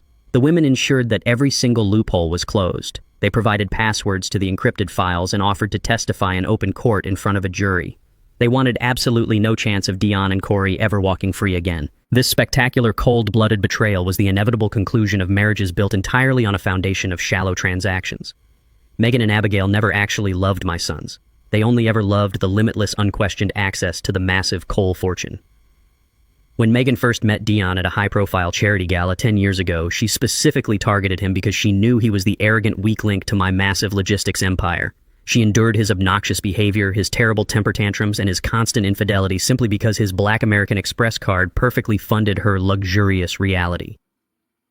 Abigail was exactly the same breed of parasite. She married Corey fully knowing he was a reckless degenerate with severe impulse control issues, but she considered his gambling addiction a perfectly acceptable tax to pay, in exchange for a sprawling estate, personal chefs, and a fleet of imported luxury vehicles. They viewed their husbands not as equal life partners, but as incredibly lucrative employers who could easily be managed. Their sacred wedding vows were nothing more than ironclad employment contracts, and now that the company had violently gone bankrupt, they were simply terminating the agreement. They felt absolutely no guilt regarding their actions today. In their twisted, highly self-centered minds, Dion and Corey had fundamentally breached the marriage contract by losing the money, exposing their crimes, and getting arrested on national television. The men had utterly failed to provide the required standard of luxury, so they deserved to be discarded to the federal prison system like broken, useless tools. Genuine loyalty was an entirely foreign concept to women who measured human worth strictly by bank account balances and social status. They were perfectly happy to step over the rotting corpses of their marriages if it meant they avoided wearing orange jumpsuits. While they were busy selling their husbands out to the federal government in a windowless room, I was actively monitoring their every single move from my office. My corporate security team had easily tracked their rideshare directly to the courthouse steps. I knew exactly what they were doing, and I refused to let them walk away from this disaster cleanly. As the lead prosecutor briefly stepped out of the room to consult with his superiors regarding the final immunity agreements, Megan and Abigail sat alone in the quiet waiting area. They smiled warmly at each other, quietly congratulating themselves on securing their absolute freedom and outsmarting the justice system.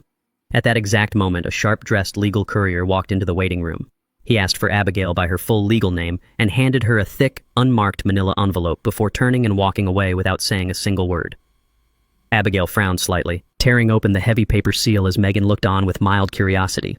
Inside the envelope was a thick stack of 8x10 glossy photographs. Abigail pulled them out and her breath caught violently in her throat.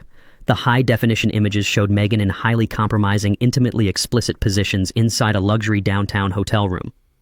But the man in the photographs with Megan was not Dion. It was Corey's lead private defense attorney.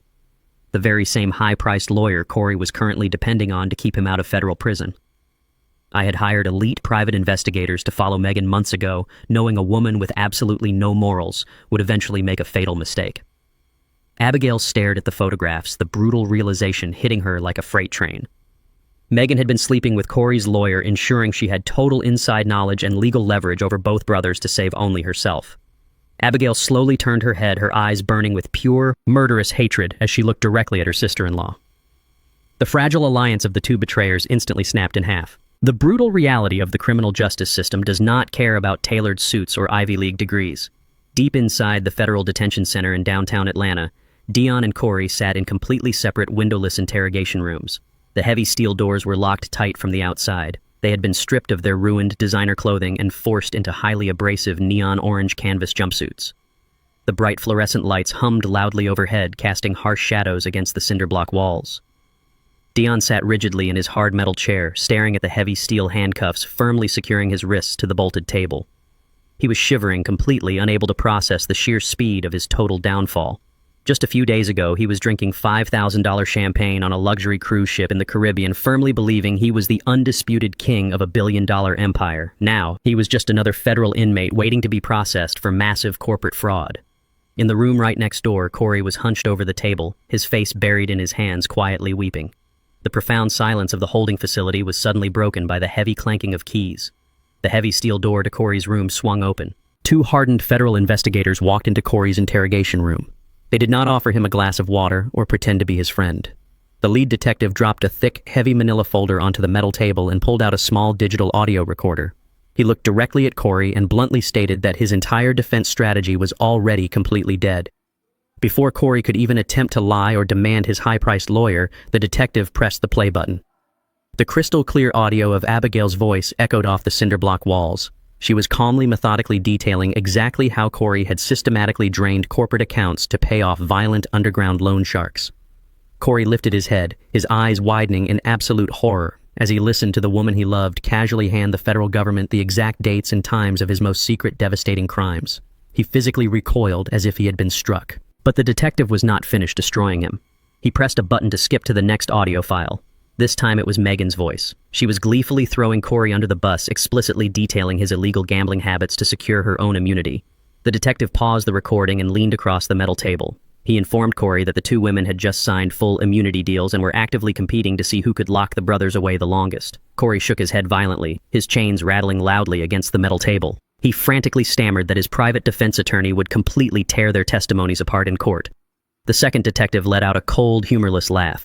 He reached into the thick manila folder and pulled out a stack of 8x10 glossy photographs. He slid them slowly across the table until they rested directly under Corey's trembling nose. The images were incredibly explicit, showing Megan intimately entwined with a man in a luxury hotel suite. Corey stared at the photos, his brain struggling to comprehend the massive betrayal. He recognized the man immediately. It was his own lead private defense attorney. The very same man Corey was currently relying on to save his life had been actively sleeping with his sister-in-law and helping her orchestrate this massive legal ambush. The realization hit Corey with the force of a physical explosion. He let out a loud, agonizing scream that echoed down the entire concrete hallway. He violently swept his chained hands across the table, knocking the photographs onto the floor. His brother had ruined him financially. His wife had sold him to the federal government. His sister-in-law had slept with his only legal lifeline. Corey collapsed forward, resting his forehead against the cold metal, sobbing with a level of pure, unadulterated despair that completely shattered his mind. He was entirely alone, surrounded by wolves he had foolishly invited into his own house. The psychological toll of moving from an elite luxury penthouse to a freezing concrete cell in less than a week is incredibly brutal. For their entire lives, Dion and Corey had existed inside a perfectly insulated bubble of extreme wealth. If the temperature in their mansions was a single degree too hot, they would scream at their staff to fix it immediately. If a private chef slightly overcooked a premium steak, the plate was violently thrown into the trash. They had never known physical discomfort, hunger, or genuine fear. Their money had acted as a magical buffer against the harsh realities of the actual world. But inside the federal detention center, that buffer was completely eradicated. The neon orange jumpsuits were incredibly stiff and scratched their soft, heavily moisturized skin. The thin mattress in the holding cell offered absolutely no support, leaving their bodies aching from the cold steel bunk. The food slid through a small slot in the door, was tasteless, processed, and completely terrifying to men used to imported caviar. This sudden violent transition completely broke their spirits. They were stripped of their names and reduced to mere federal identification numbers. The crushing realization that their father's money was no longer there to bail them out forced them to finally look at their own pathetic reflections. They were incredibly weak men. Without their tailored suits and platinum credit cards, they possessed absolutely zero internal strength to survive the brutal environment they now found themselves trapped inside. Down the hall in the other interrogation room, Dion was faring no better. He was frantically pacing the small length of his chains, sweating profusely, wondering why nobody had answered his phone calls. The heavy door finally swung open, but it was not the federal investigators. It was a man wearing a remarkably sharp three-piece charcoal suit, carrying a sleek leather briefcase.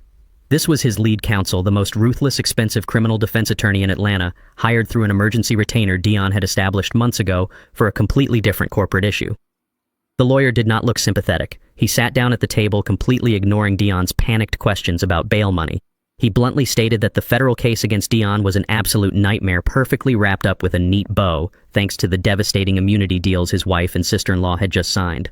However, the lawyer smiled a sharp, predatory smile. He opened his briefcase and pulled out a thick stack of legal filings. He told Dion they were not going to try and fight the massive financial evidence. Instead, they were going to execute a highly malicious, desperate offensive strike.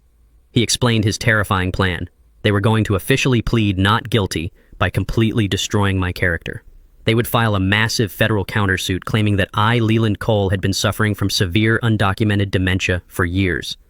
They would falsely claim that my recent actions were the dangerous paranoid delusions of a legally insane old man and charge me with extreme elder abuse and criminal fraud against my own family. They were going to drag my legacy through the mud and try to lock me in a psychiatric ward to legally steal the company back. 6 weeks later, the massive media circus finally descended upon the federal courthouse in downtown Atlanta. The highly anticipated criminal trial of Dion and Corey Cole had officially begun. The sprawling courtroom was packed to absolute capacity. Journalists from major financial networks, curious corporate spectators, and grim-faced federal agents filled every single wooden bench in the gallery. I sat completely still at the prosecution table next to my attorney, Mr. Rosenberg, wearing a conservative navy blue suit and a perfectly knotted silk tie. Across the center aisle, Dion and Corey sat closely with their massive, incredibly expensive legal team. My sons were completely stripped of their usual confident arrogance, looking exhausted and visibly terrified of the federal judge presiding over their fate. Their newly hired lead defense attorney, the ruthless man in the sharp charcoal suit, stood up confidently to deliver his opening statement. He did not attempt to deny the massive $50 million wire transfer to the Cayman Islands. He did not even try to deny the existence of the secret offshore accounts or the illegal gambling debts. Instead, he executed his highly malicious, incredibly desperate strategy. He turned his body directly toward the jury box and painted a horrifying, entirely fabricated picture of me. He described Leland Cole not as a self-made corporate titan who built an empire from a single truck, but as a tyrannical, deeply abusive patriarch who was currently suffering from severe, undiagnosed dementia. He claimed with a straight, convincing face that my sons were not greedy white-collar criminals. He portrayed them as desperate, terrified children, trying to quietly protect a billion-dollar logistics empire from a legally insane old man who was violently destroying his own legacy from the inside out. To support this grotesque, highly calculated narrative, the defense team orchestrated a magnificent parade of absolute perjury. Over the next 3 grueling days, they called a series of fake, heavily compensated witnesses to the stand to testify about my allegedly erratic behavior. First came a former estate groundskeeper whom I had fired 2 years ago for stealing expensive landscaping equipment. He sat under oath, looked directly at the jury, and swore that he had repeatedly seen me wandering the massive gardens of my home in the middle of the freezing night. He claimed I was shouting aggressively at the trees wearing nothing but a bathrobe and completely unable to remember my own name or where I lived. Next came a junior logistics manager, a highly ambitious man Dion had specifically promoted just weeks before the fateful cruise. The young executive claimed I had violently stormed into a confidential board meeting, thrown a cup of hot coffee against the projection screen, and ordered the immediate termination of employees who did not even exist within the company directory. The lies were incredibly detailed, designed by the defense attorney to perfectly corroborate the narrative of a man rapidly losing his grip on reality. But the absolute peak of this disgusting theatrical performance came when Dion himself was finally called to the witness stand. Dion wore a slightly oversized cheap suit to make himself look thin, fragile, and overwhelmed by the stress of his situation. As soon as he raised his right hand to swear on the Bible, the fake tears immediately began to flow. He sobbed directly into the microphone, his voice cracking with manufactured grief as he told the jury how much it broke his heart to watch his childhood hero fade into madness. He spun a miraculous, completely fabricated tale about the incident at the Nassau port. He claimed I had suffered a massive, terrifying psychotic break on the upper deck of the luxury cruise ship. According to Dion, I had become incredibly violent, striking a hospitality crew member in the face and running away from my family at the dock. He swore under penalty of perjury that he and Corey had desperately searched the Bahamian island for hours, crying and begging the local police for help, only to be forced back onto the ship by strict maritime authorities when the vessel was cleared for departure. He looked directly at the sympathetic faces in the jury box and stated that freezing the corporate accounts and moving the money offshore was the absolute only way to save the thousands of innocent employees from my erratic, highly destructive commands. He was playing the ultimate victim, a loving son martyred by a cruel, failing father. The jury leaned forward, visibly moved by his incredible tear-soaked performance. Throughout this entire grueling circus, I remained absolutely motionless at my table. I did not shake my head in disgust when the witnesses lied. I did not whisper angry rebuttals into Mr. Rosenberg's ear. I maintained an absolute, cold, impenetrable silence. Watching my own flesh and blood drag my hard-earned legacy through the mud was a profound, agonizing experience. I had spent 50 grueling years building a pristine reputation in the city of Atlanta. I was known globally as a man of absolute integrity, a man whose simple handshake was equivalent to a legally binding contract. Now my own children were attempting to legally declare me a raving lunatic, just to escape their inevitable federal prison sentences.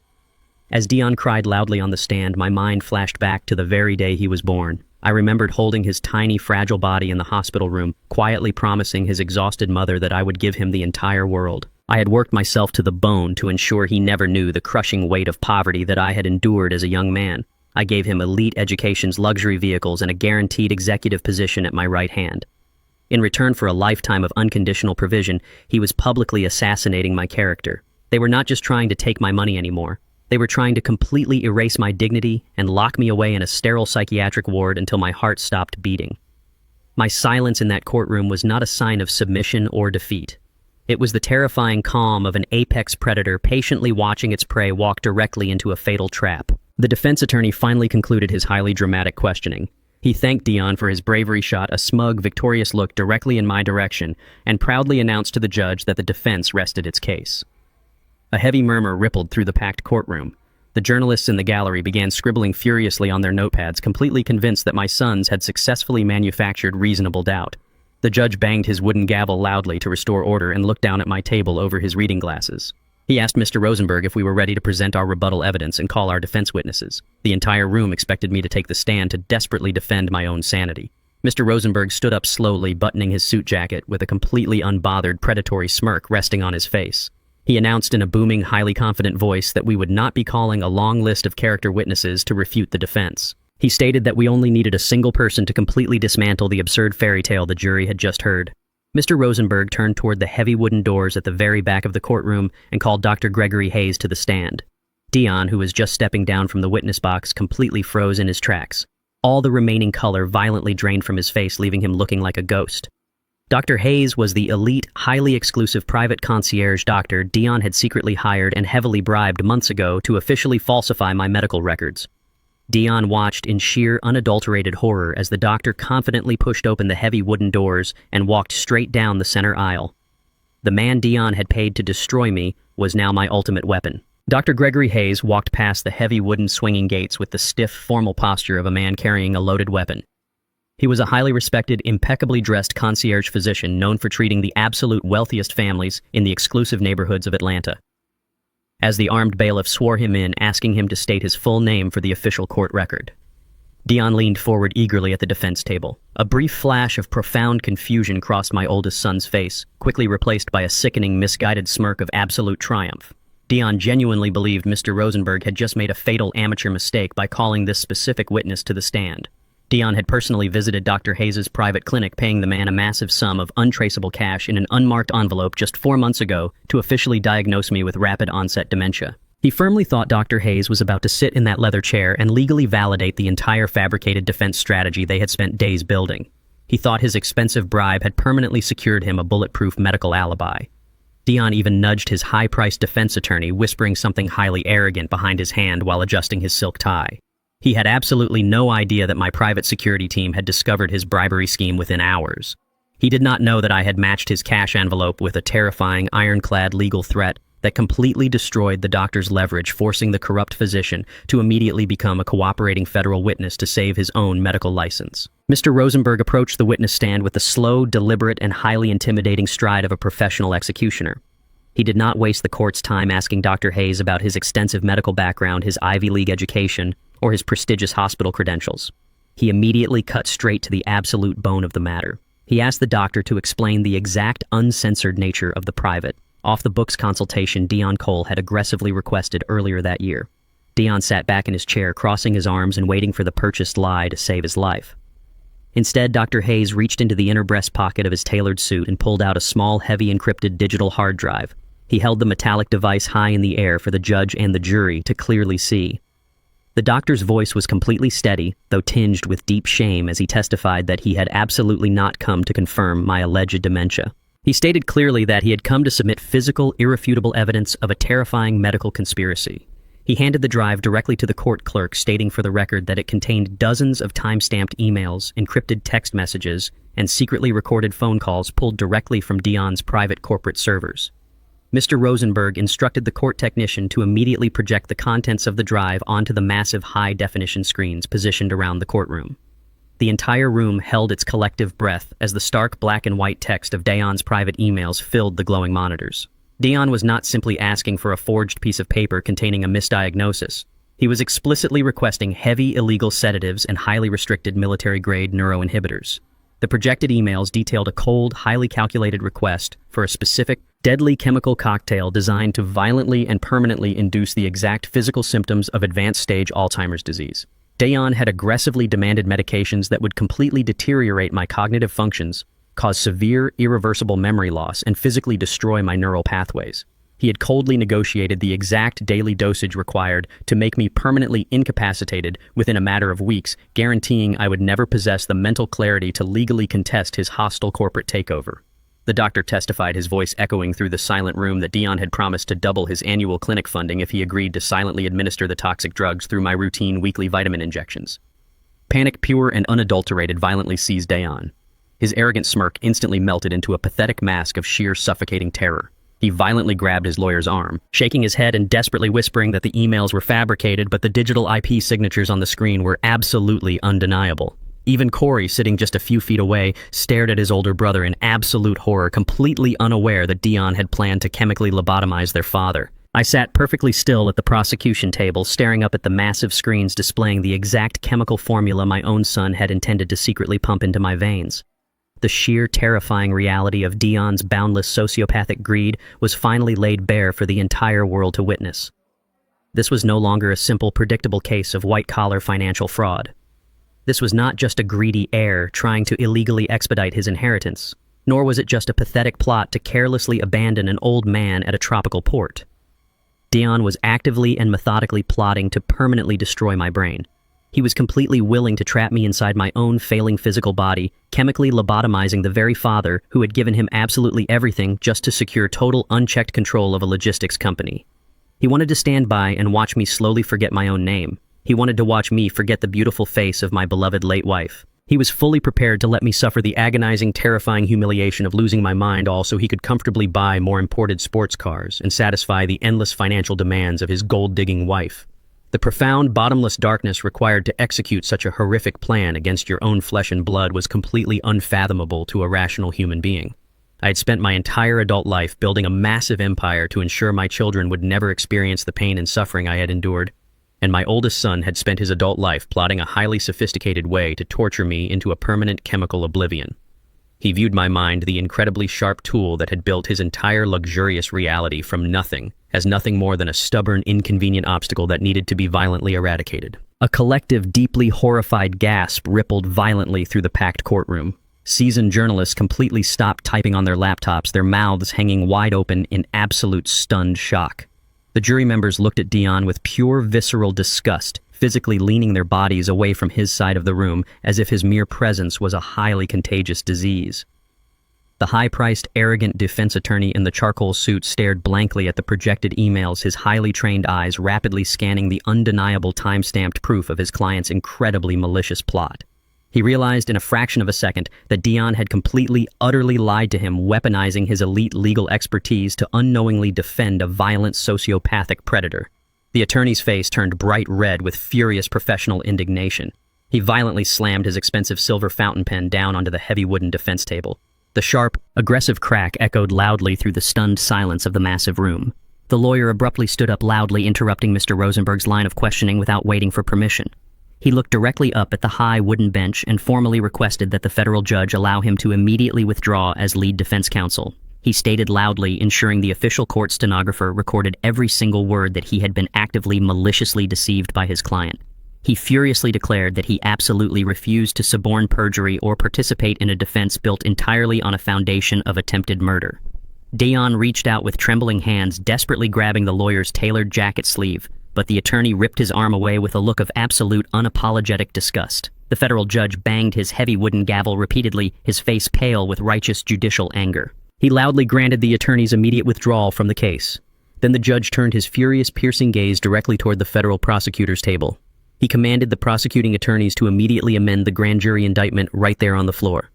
The judge declared in a booming, terrifying voice that based on the explicit, undeniable medical evidence just presented to the court, the charges against Dion Cole were instantly escalating from corporate wire fraud to conspiracy to commit first-degree attempted murder. The deafening silence of the federal courtroom was suddenly shattered by the sharp, authoritative crack of the judge's heavy wooden gavel. The trial had moved with terrifying speed after Dr. Hayes delivered his damning medical testimony. The jury had deliberated for less than 4 hours, a remarkably short amount of time that signaled absolute, undeniable consensus. Everyone in the packed gallery stood in rigid anticipation as the 12 men and women filed back into the jury box. Dion and Corey stood side by side at the defense table. Their faces were hollow, their eyes sunken from weeks of sleepless terror inside the detention center. The arrogance that had defined their entire existence was completely eradicated, replaced by the trembling, animalistic fear of trapped prey.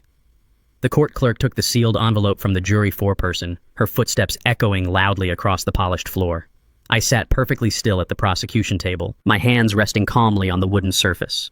I did not look at my sons. I kept my eyes locked entirely on the federal judge as he adjusted his reading glasses and opened the heavy parchment to read the final, inescapable verdict aloud to the world. The word guilty struck the silent room like a physical blow.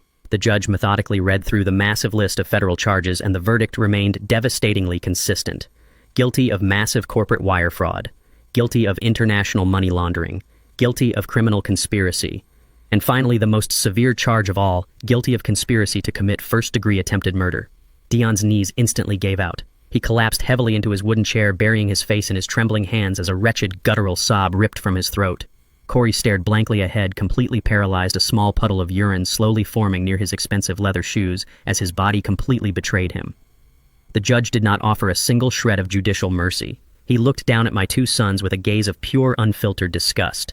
He explicitly stated that their crimes were driven by a level of sociopathic greed that shocked the conscience of the court. He noted that their extreme wealth and privileged upbringing made their actions even more despicable, as they had acted not out of desperation, but out of sheer gluttonous malice. With another heavy strike of his gavel, the judge delivered the crushing sentence. Dion and Corey Cole were ordered to serve 20 consecutive years in a maximum security federal penitentiary with absolutely no possibility of early parole. Furthermore, the judge signed an immediate federal seizure order. Every single remaining asset tied to their names, the sprawling luxury mansions, the fleets of imported sports cars, the frozen offshore bank accounts, and all unvested corporate stock was completely confiscated by the United States government to pay for massive financial restitution. They were stripped of their freedom and reduced to absolute zero in the span of 5 minutes. 2 heavily armed federal marshals immediately stepped forward, grabbing my sons roughly by the shoulders. The harsh, metallic clicking of heavy steel chains echoed through the room as their wrists and ankles were bound together. Dion desperately twisted his head toward my table, screaming my name, begging for a financial bailout that was never going to come. Corey simply wept silently, his spirit entirely broken. As I watched the federal marshals forcefully march my own flesh and blood out the side door of the courtroom, I felt absolutely no sense of victory. There was no triumphant satisfaction, no joyful vindication in seeing my children shackled like violent animals. I only felt a deep, profound emptiness. A father's ultimate biological duty is to protect and nurture his offspring to build a safe foundation so they can thrive long after he is gone. But when the offspring mutate into a deadly virus that actively seeks to destroy the very foundation that sustains them, the role of the father must violently change into the role of a surgeon. I had not sent my sons to prison out of petty revenge. I had performed a necessary, agonizing amputation to save the healthy host. Cole Logistics was not just a company. It was the lifeblood of thousands of hardworking, innocent employees who relied on my leadership to feed their own families. If I had allowed Dion and Corey to continue their toxic reign, they would have bankrupted the empire and thrown thousands of good people into poverty. My sons had chosen their own disastrous path the moment they placed a price tag on my sanity and my life. They had forced my hand. I remained seated long after the gallery had emptied, staring at the empty defense table, quietly mourning the beautiful, innocent little boys they used to be, and burying the monstrous men they had chosen to become. I slowly stood up, adjusted the cuffs of my navy suit, and walked out through the heavy mahogany doors of the courthouse. The chaotic media circus waiting on the front steps aggressively flashed their cameras, but my private security team expertly formed a tight perimeter, guiding me safely down the stone steps toward my waiting armored Maybach. The heavy rear door was just swinging open when a frantic, disheveled figure violently shoved her way past a local news reporter and threw herself directly onto the hood of my car. It was Megan. She looked absolutely nothing like the perfectly manicured society wife who had previously sneered at my heritage. Her expensive blonde hair was matted, her cheap clothes were stained, and her eyes were wide with pure, desperate madness. Since the federal government had seized all of Dion's assets, she was completely bankrupt, living out of a cheap suitcase and facing total ruin. My security guards immediately moved to pull her off the vehicle, but she screamed at the top of her lungs, waving a small, crumpled photograph in her hand. It was a picture of my infant grandson.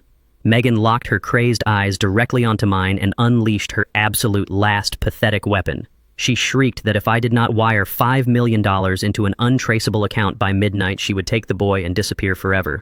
She swore I would never see my only grandchild again. Megan pounded her fists violently against the reinforced tinted glass of my armored vehicle, her shrill, desperate voice piercing right through the heavy doors. She was aggressively clutching my infant grandson tightly against her chest, treating the fragile child like a high-value human shield. The poor boy was wailing in sheer terror, his face bright red, completely overwhelmed by the chaotic flashing lights of the surrounding paparazzi and his mother's unhinged, violent screaming. She was literally using her own flesh and blood as a hostage in a disgusting public ransom negotiation. She shrieked at the top of her lungs that $5 million was an incredibly cheap price to pay for the boy's safe return to my life. She demanded I roll down the window and initiate the wire transfer, right this second threatening to flee the country and legally change his name by morning. My private security guards immediately stepped forward, their faces stern, fully prepared to physically pull her away from the vehicle to protect me. I raised a single commanding hand from the back seat, signaling the massive men to stop their advance. I absolutely did not want them to accidentally harm the crying infant trapped in her frantic, unpredictable arms. Megan stared fiercely through the dark glass, her chest heaving, fully expecting me to panic and submit to her demands. She had spent the last 24 hours meticulously planning this final, desperate extortion attempt. She knew exactly how deeply I valued family lineage, and she was absolutely certain I would immediately deploy my massive army of corporate lawyers to fight for full, uncompromising custody of the child. She desperately wanted me to drag her into a highly publicized, incredibly expensive family court battle. In her twisted, highly manipulative mind, a protracted legal war was her absolute best-case scenario. A vicious custody battle meant I would be legally forced to pay her exorbitant attorney fees, provide her with a temporary luxury residence during the proceedings, and eventually offer her a massive multi-million-dollar financial settlement out of court just to make her go away quietly. She was actively trying to weaponize my love for my grandson to secure her own luxurious early retirement. I stared back at her through the thick glass, my facial expression completely devoid of any sympathy, anger, or fear. I pressed the silver button on the door panel, lowering the window just a few inches, so my voice could clearly reach her ears without exposing myself to her physical violence. The humid, suffocating Atlanta air immediately flooded the quiet, air-conditioned cabin of the Maybach, carrying the harsh sound of her frantic breathing and the baby's helpless, exhausted crying. I looked her directly in the eyes and told her I absolutely refused to play her sick extortionist game. I stated in a calm, unwavering voice that I would not spend a single penny filing for custody. I would not hire a single family lawyer, and I would not make any legal attempt to take the boy away from his biological mother. Megan completely stopped screaming. The fierce, aggressive entitlement vanished, and a look of profound, paralyzing confusion washed over her tear-stained face. Her entire extortion strategy relied entirely on my willingness to fight her for the child. By completely surrendering the custody battle before it even began, I instantly neutralized her only remaining leverage. I bluntly informed her that since she wanted to use the child as a bargaining chip, she was now completely and entirely responsible for his survival. She was the sole custodial parent of a demanding infant, and she was completely bankrupt. I reminded her that the federal government had frozen all her joint bank accounts and seized her marital assets to pay for Dion's massive criminal restitution. She had absolutely no income, no wealthy husband to leech off of, and no wealthy father-in-law to quietly pay her massive credit card bills. She was entirely on her own. She would have to figure out how to buy expensive baby formula diapers and warm clothing with the few crumpled dollar bills currently sitting at the bottom of her seized designer purse. The brutal, inescapable reality of severe poverty crashed down upon Megan like a massive physical weight. For her entire adult life, she had viewed motherhood not as a sacred duty, but as the ultimate social status symbol. When my grandson was born, she had instantly hired a dedicated team of 3 elite full-time nannies to handle every single difficult aspect of raising a child. She had never actually changed a dirty diaper, she had never stayed awake through a grueling night of infant teething, and she had never once worried about the incredibly high cost of pediatric health care or early education. She treated the boy like a premium designer accessory, dressing him in incredibly expensive imported outfits for carefully curated social media photographs, before immediately handing him back to the hired help so she could attend lavish afternoon cocktail parties with her wealthy friends. Her absolute worst, most terrifying nightmare was not losing her husband to a federal prison sentence. Her ultimate nightmare was becoming an ordinary, invisible, working-class, single mother. She suddenly realized that without my massive financial umbrella shielding her from the real world, she would be forced to permanently abandon her exclusive country club memberships and immediately apply for a minimum wage job just to keep her child from starving. She would have to stand on her feet for 10 exhausting hours a day, serving coffee or folding clothes, only to return to a tiny, dangerous, roach-infested apartment in a bad neighborhood. She would have to rely on unreliable public transportation and navigate the exhausting, deeply underfunded public assistance programs she had spent her entire privileged life actively mocking and voting against. The sheer suffocating terror of performing manual labor and facing permanent financial instability completely paralyzed her mind. Megan clutched the crying baby tighter against her chest, her mouth opening and closing silently as her grand extortion plot completely disintegrated into dust. She desperately tried to formulate another empty threat, stammering weakly that the federal courts would somehow force me to pay exorbitant grandfatherly child support to maintain the boy's standard of living. I let out a sharp, cold laugh that cut right through her pathetic, lingering delusion. I rolled the armored window down the rest of the way and delivered the absolute final blow to her greedy, parasitic existence. I looked her dead in the eye and calmly informed her that I had already visited my elite estate planners earlier that very morning. I had officially established a massive, ironclad $10 million trust fund exclusively in my grandson's name. The money was securely locked in a high-yield, untouchable account to guarantee the boy would have a brilliant, financially secure future without her interference. However, I explicitly engineered the complex legal framework of the trust to ensure she could never exploit a single dime of it. I informed Megan that she was permanently legally barred from accessing the fortune. She could not borrow against it, she could not use it for daily living expenses, and she could not petition any sympathetic judge to release the funds early. The massive inheritance would remain completely frozen and legally untouchable until the boy celebrated his 25th birthday. He would grow up to be an incredibly wealthy young man, but his mother would have to suffer in absolute grinding poverty for the next 2 decades just to survive. Megan let out a terrifying, gut-wrenching wail of pure defeat. Her knees completely gave out beneath her and she collapsed violently onto the hard concrete of the courthouse parking lot, drowning in the absolute despair of her ruined life as my driver slowly pulled the Maybach away. 6 months later, the blistering heat of the Atlanta summer was entirely unforgiving, especially inside the cramped, un-air-conditioned kitchen of a roadside diner on the gritty outskirts of the city. Megan pushed violently through the swinging metal doors, balancing a heavy, greasy plastic tray loaded with plates of cheap meatloaf and lukewarm coffee. Her once flawless, perfectly manicured hands were now severely blistered, the soft skin cracked and deeply stained with harsh industrial dish soap. She wore a hideous, heavily stained polyester brown uniform that clung uncomfortably to her sweating back. It was a brutal, humiliating departure from the custom-tailored silk dresses she used to casually flaunt at exclusive country club galas. Across the sticky, foul-smelling dining room floor, Abigail was aggressively scrubbing a vinyl booth where a child had just spilled a large, sticky strawberry milkshake. Abigail's expensive blonde hair was tied back in a frayed elastic band, her face flushed dark red with extreme physical exhaustion and deeply suppressed rage. For 10 grueling hours a day, 6 days a week, the two women were subjected to the relentless, degrading demands of rude long-haul truckers, impatient tourists, and a tyrannical shift manager who screamed at them for taking unauthorized bathroom breaks. Their massive luxury estates, the private chefs, and the endless champagne-fueled shopping sprees in Paris felt like a feverish hallucination from a completely different lifetime. They had absolutely no financial safety net left. The massive $10 million trust fund I established for Megan's child was securely locked away, completely impenetrable by any desperate cheap lawyer she tried to hire. Every single dollar they earned at the diner now went directly toward paying incredibly high rent for a tiny roach-infested apartment and buying basic groceries. The absolute crushing weight of the grueling working-class reality they had spent their entire privileged lives mocking was finally breaking them down day by agonizing day. While Megan and Abigail were desperately scraping loose pennies together from sticky diner tables, I was sitting comfortably at the head of the massive, polished mahogany boardroom table inside the Cole Logistics Global headquarters. The atmosphere in the executive suite had completely transformed over the past 6 months. The suffocating tension, the intense paranoia, and the constant chaotic financial drama my sons had brought into this building were entirely eradicated. I looked around the large, brightly lit room and felt a profound sense of genuine, hard-earned pride. The heavy leather chairs that Dayan and Corey used to occupy, places where they would arrogantly check their mobile phones and openly mock senior staff members, were now filled with people who actually deserved to sit at the table.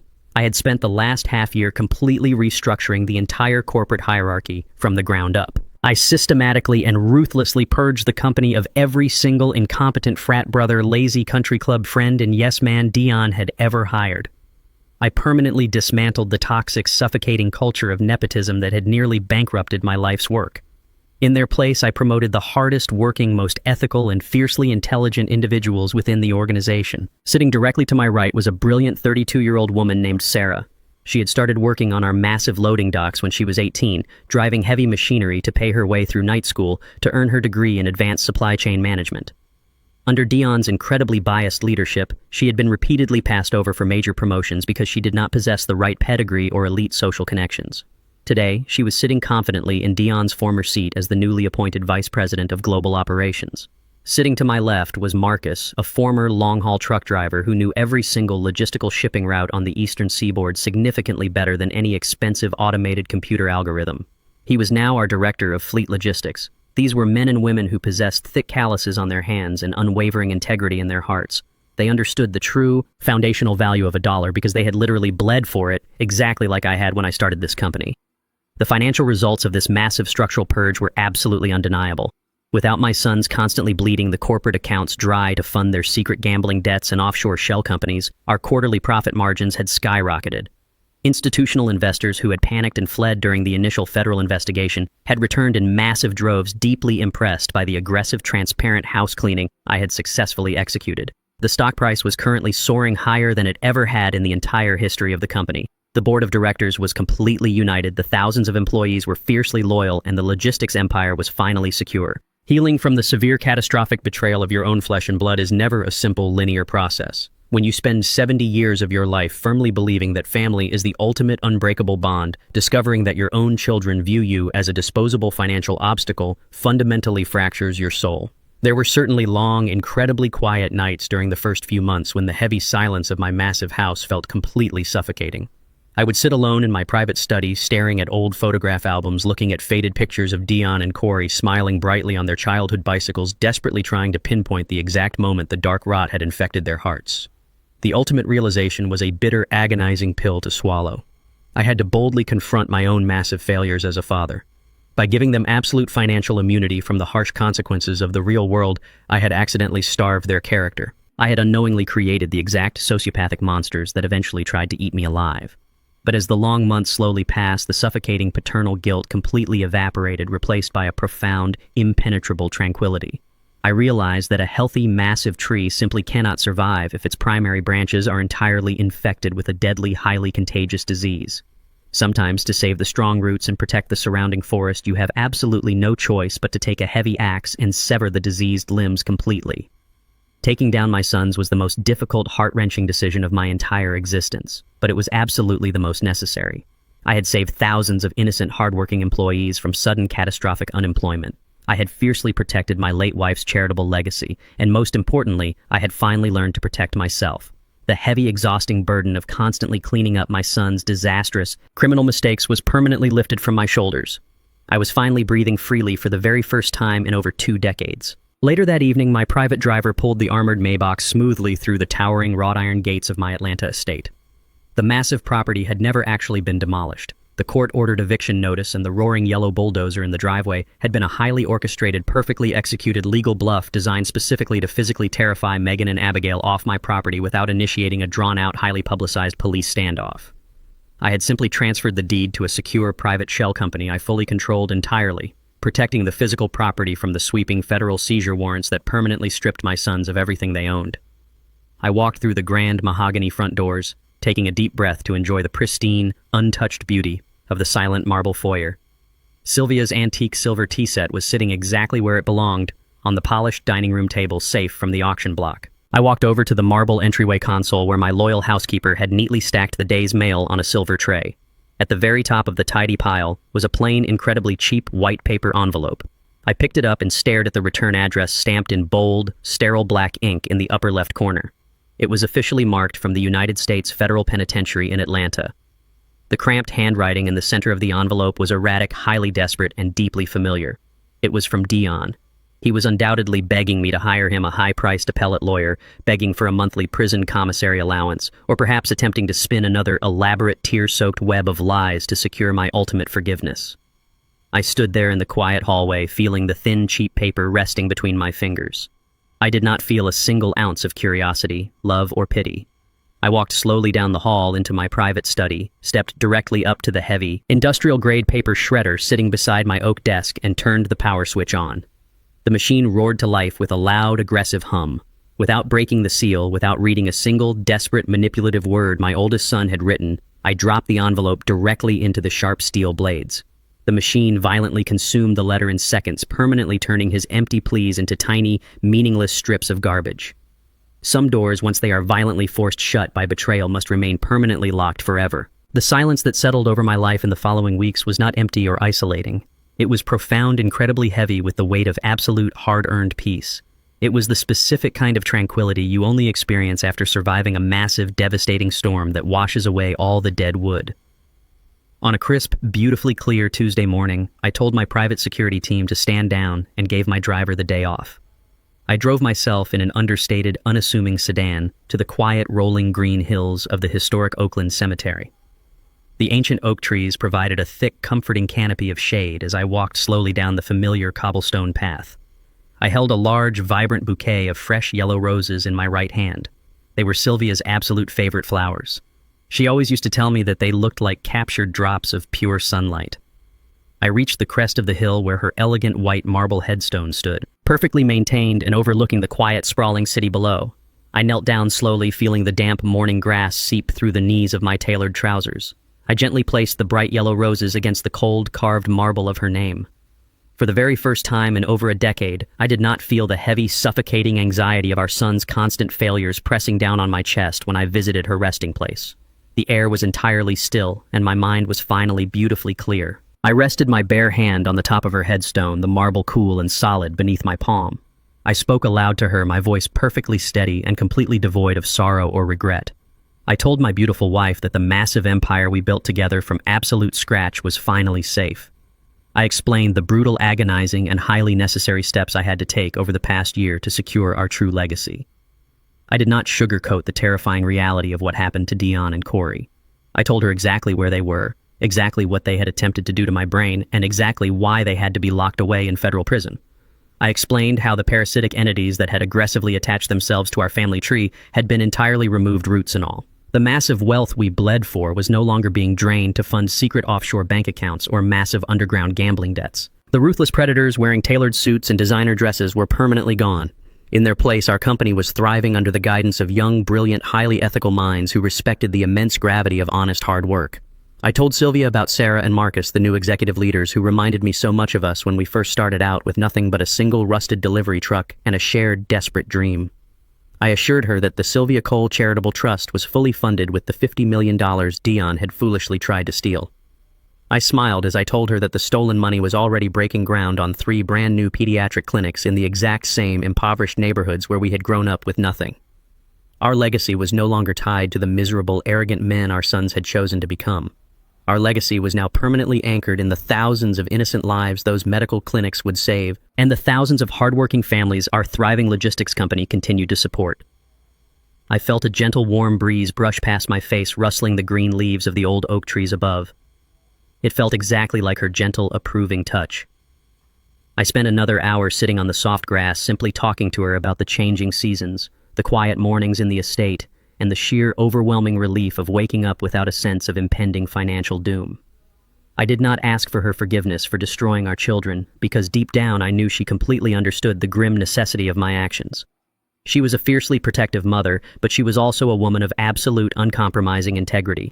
She would have never allowed 2 sociopathic criminals to completely destroy the incredible life we built, regardless of whether or not they shared our biological DNA. We had spent our entire youth fighting tooth and nail to build a massive fortress to protect our family from the harsh world. I simply had to lock the heavy iron gates when I realized the absolute greatest threat to our survival was already living comfortably inside the walls. For most of my 70 years on this earth, I operated under the fundamental, highly flawed assumption that biological family was a sacred, unbreakable bond. I had been heavily conditioned by society and by my own desperate desire to be a good father to believe that absolute, unconditional love meant providing absolute, unconditional financial bailouts. I mistakenly thought my immense accumulated wealth was a magical shield that could permanently protect my sons from their own horrific character flaws. But the brutal, undeniable reality I learned in the twilight of my life is that family is absolutely not defined by shared blood or a shared last name. True family is defined entirely by mutual respect, genuine loyalty, and reciprocal care. Blood simply makes you related. Unwavering loyalty is what actually makes you family. I spent decades sacrificing my own peace of mind, my own physical health, and my own ethical boundaries to constantly save two men who secretly wished I was dead so they could steal my wallet. I had normalized their extreme financial and emotional abuse simply because they called me Dad. The ultimate most valuable lesson I learned from this terrifying ordeal is that self-sacrifice should never under any circumstances lead to total self-destruction. There is absolutely no honor in setting yourself on fire simply to keep incredibly selfish, parasitic people warm. I finally learned how to establish an ironclad boundary. I finally learned how to fiercely protect myself not just from ruthless corporate rivals on Wall Street, but from the emotional vampires living inside my own home. My ultimate survival depended entirely on my willingness to step aside and let them face the brutal, uncompromising consequences of their own malicious choices. I stood up, brushing the stray blades of green grass from my trousers, and touched the cold marble headstone one final time. I whispered a quiet, peaceful goodbye, turned my back to the grave, and walked steadily down the hill without looking back, a single time.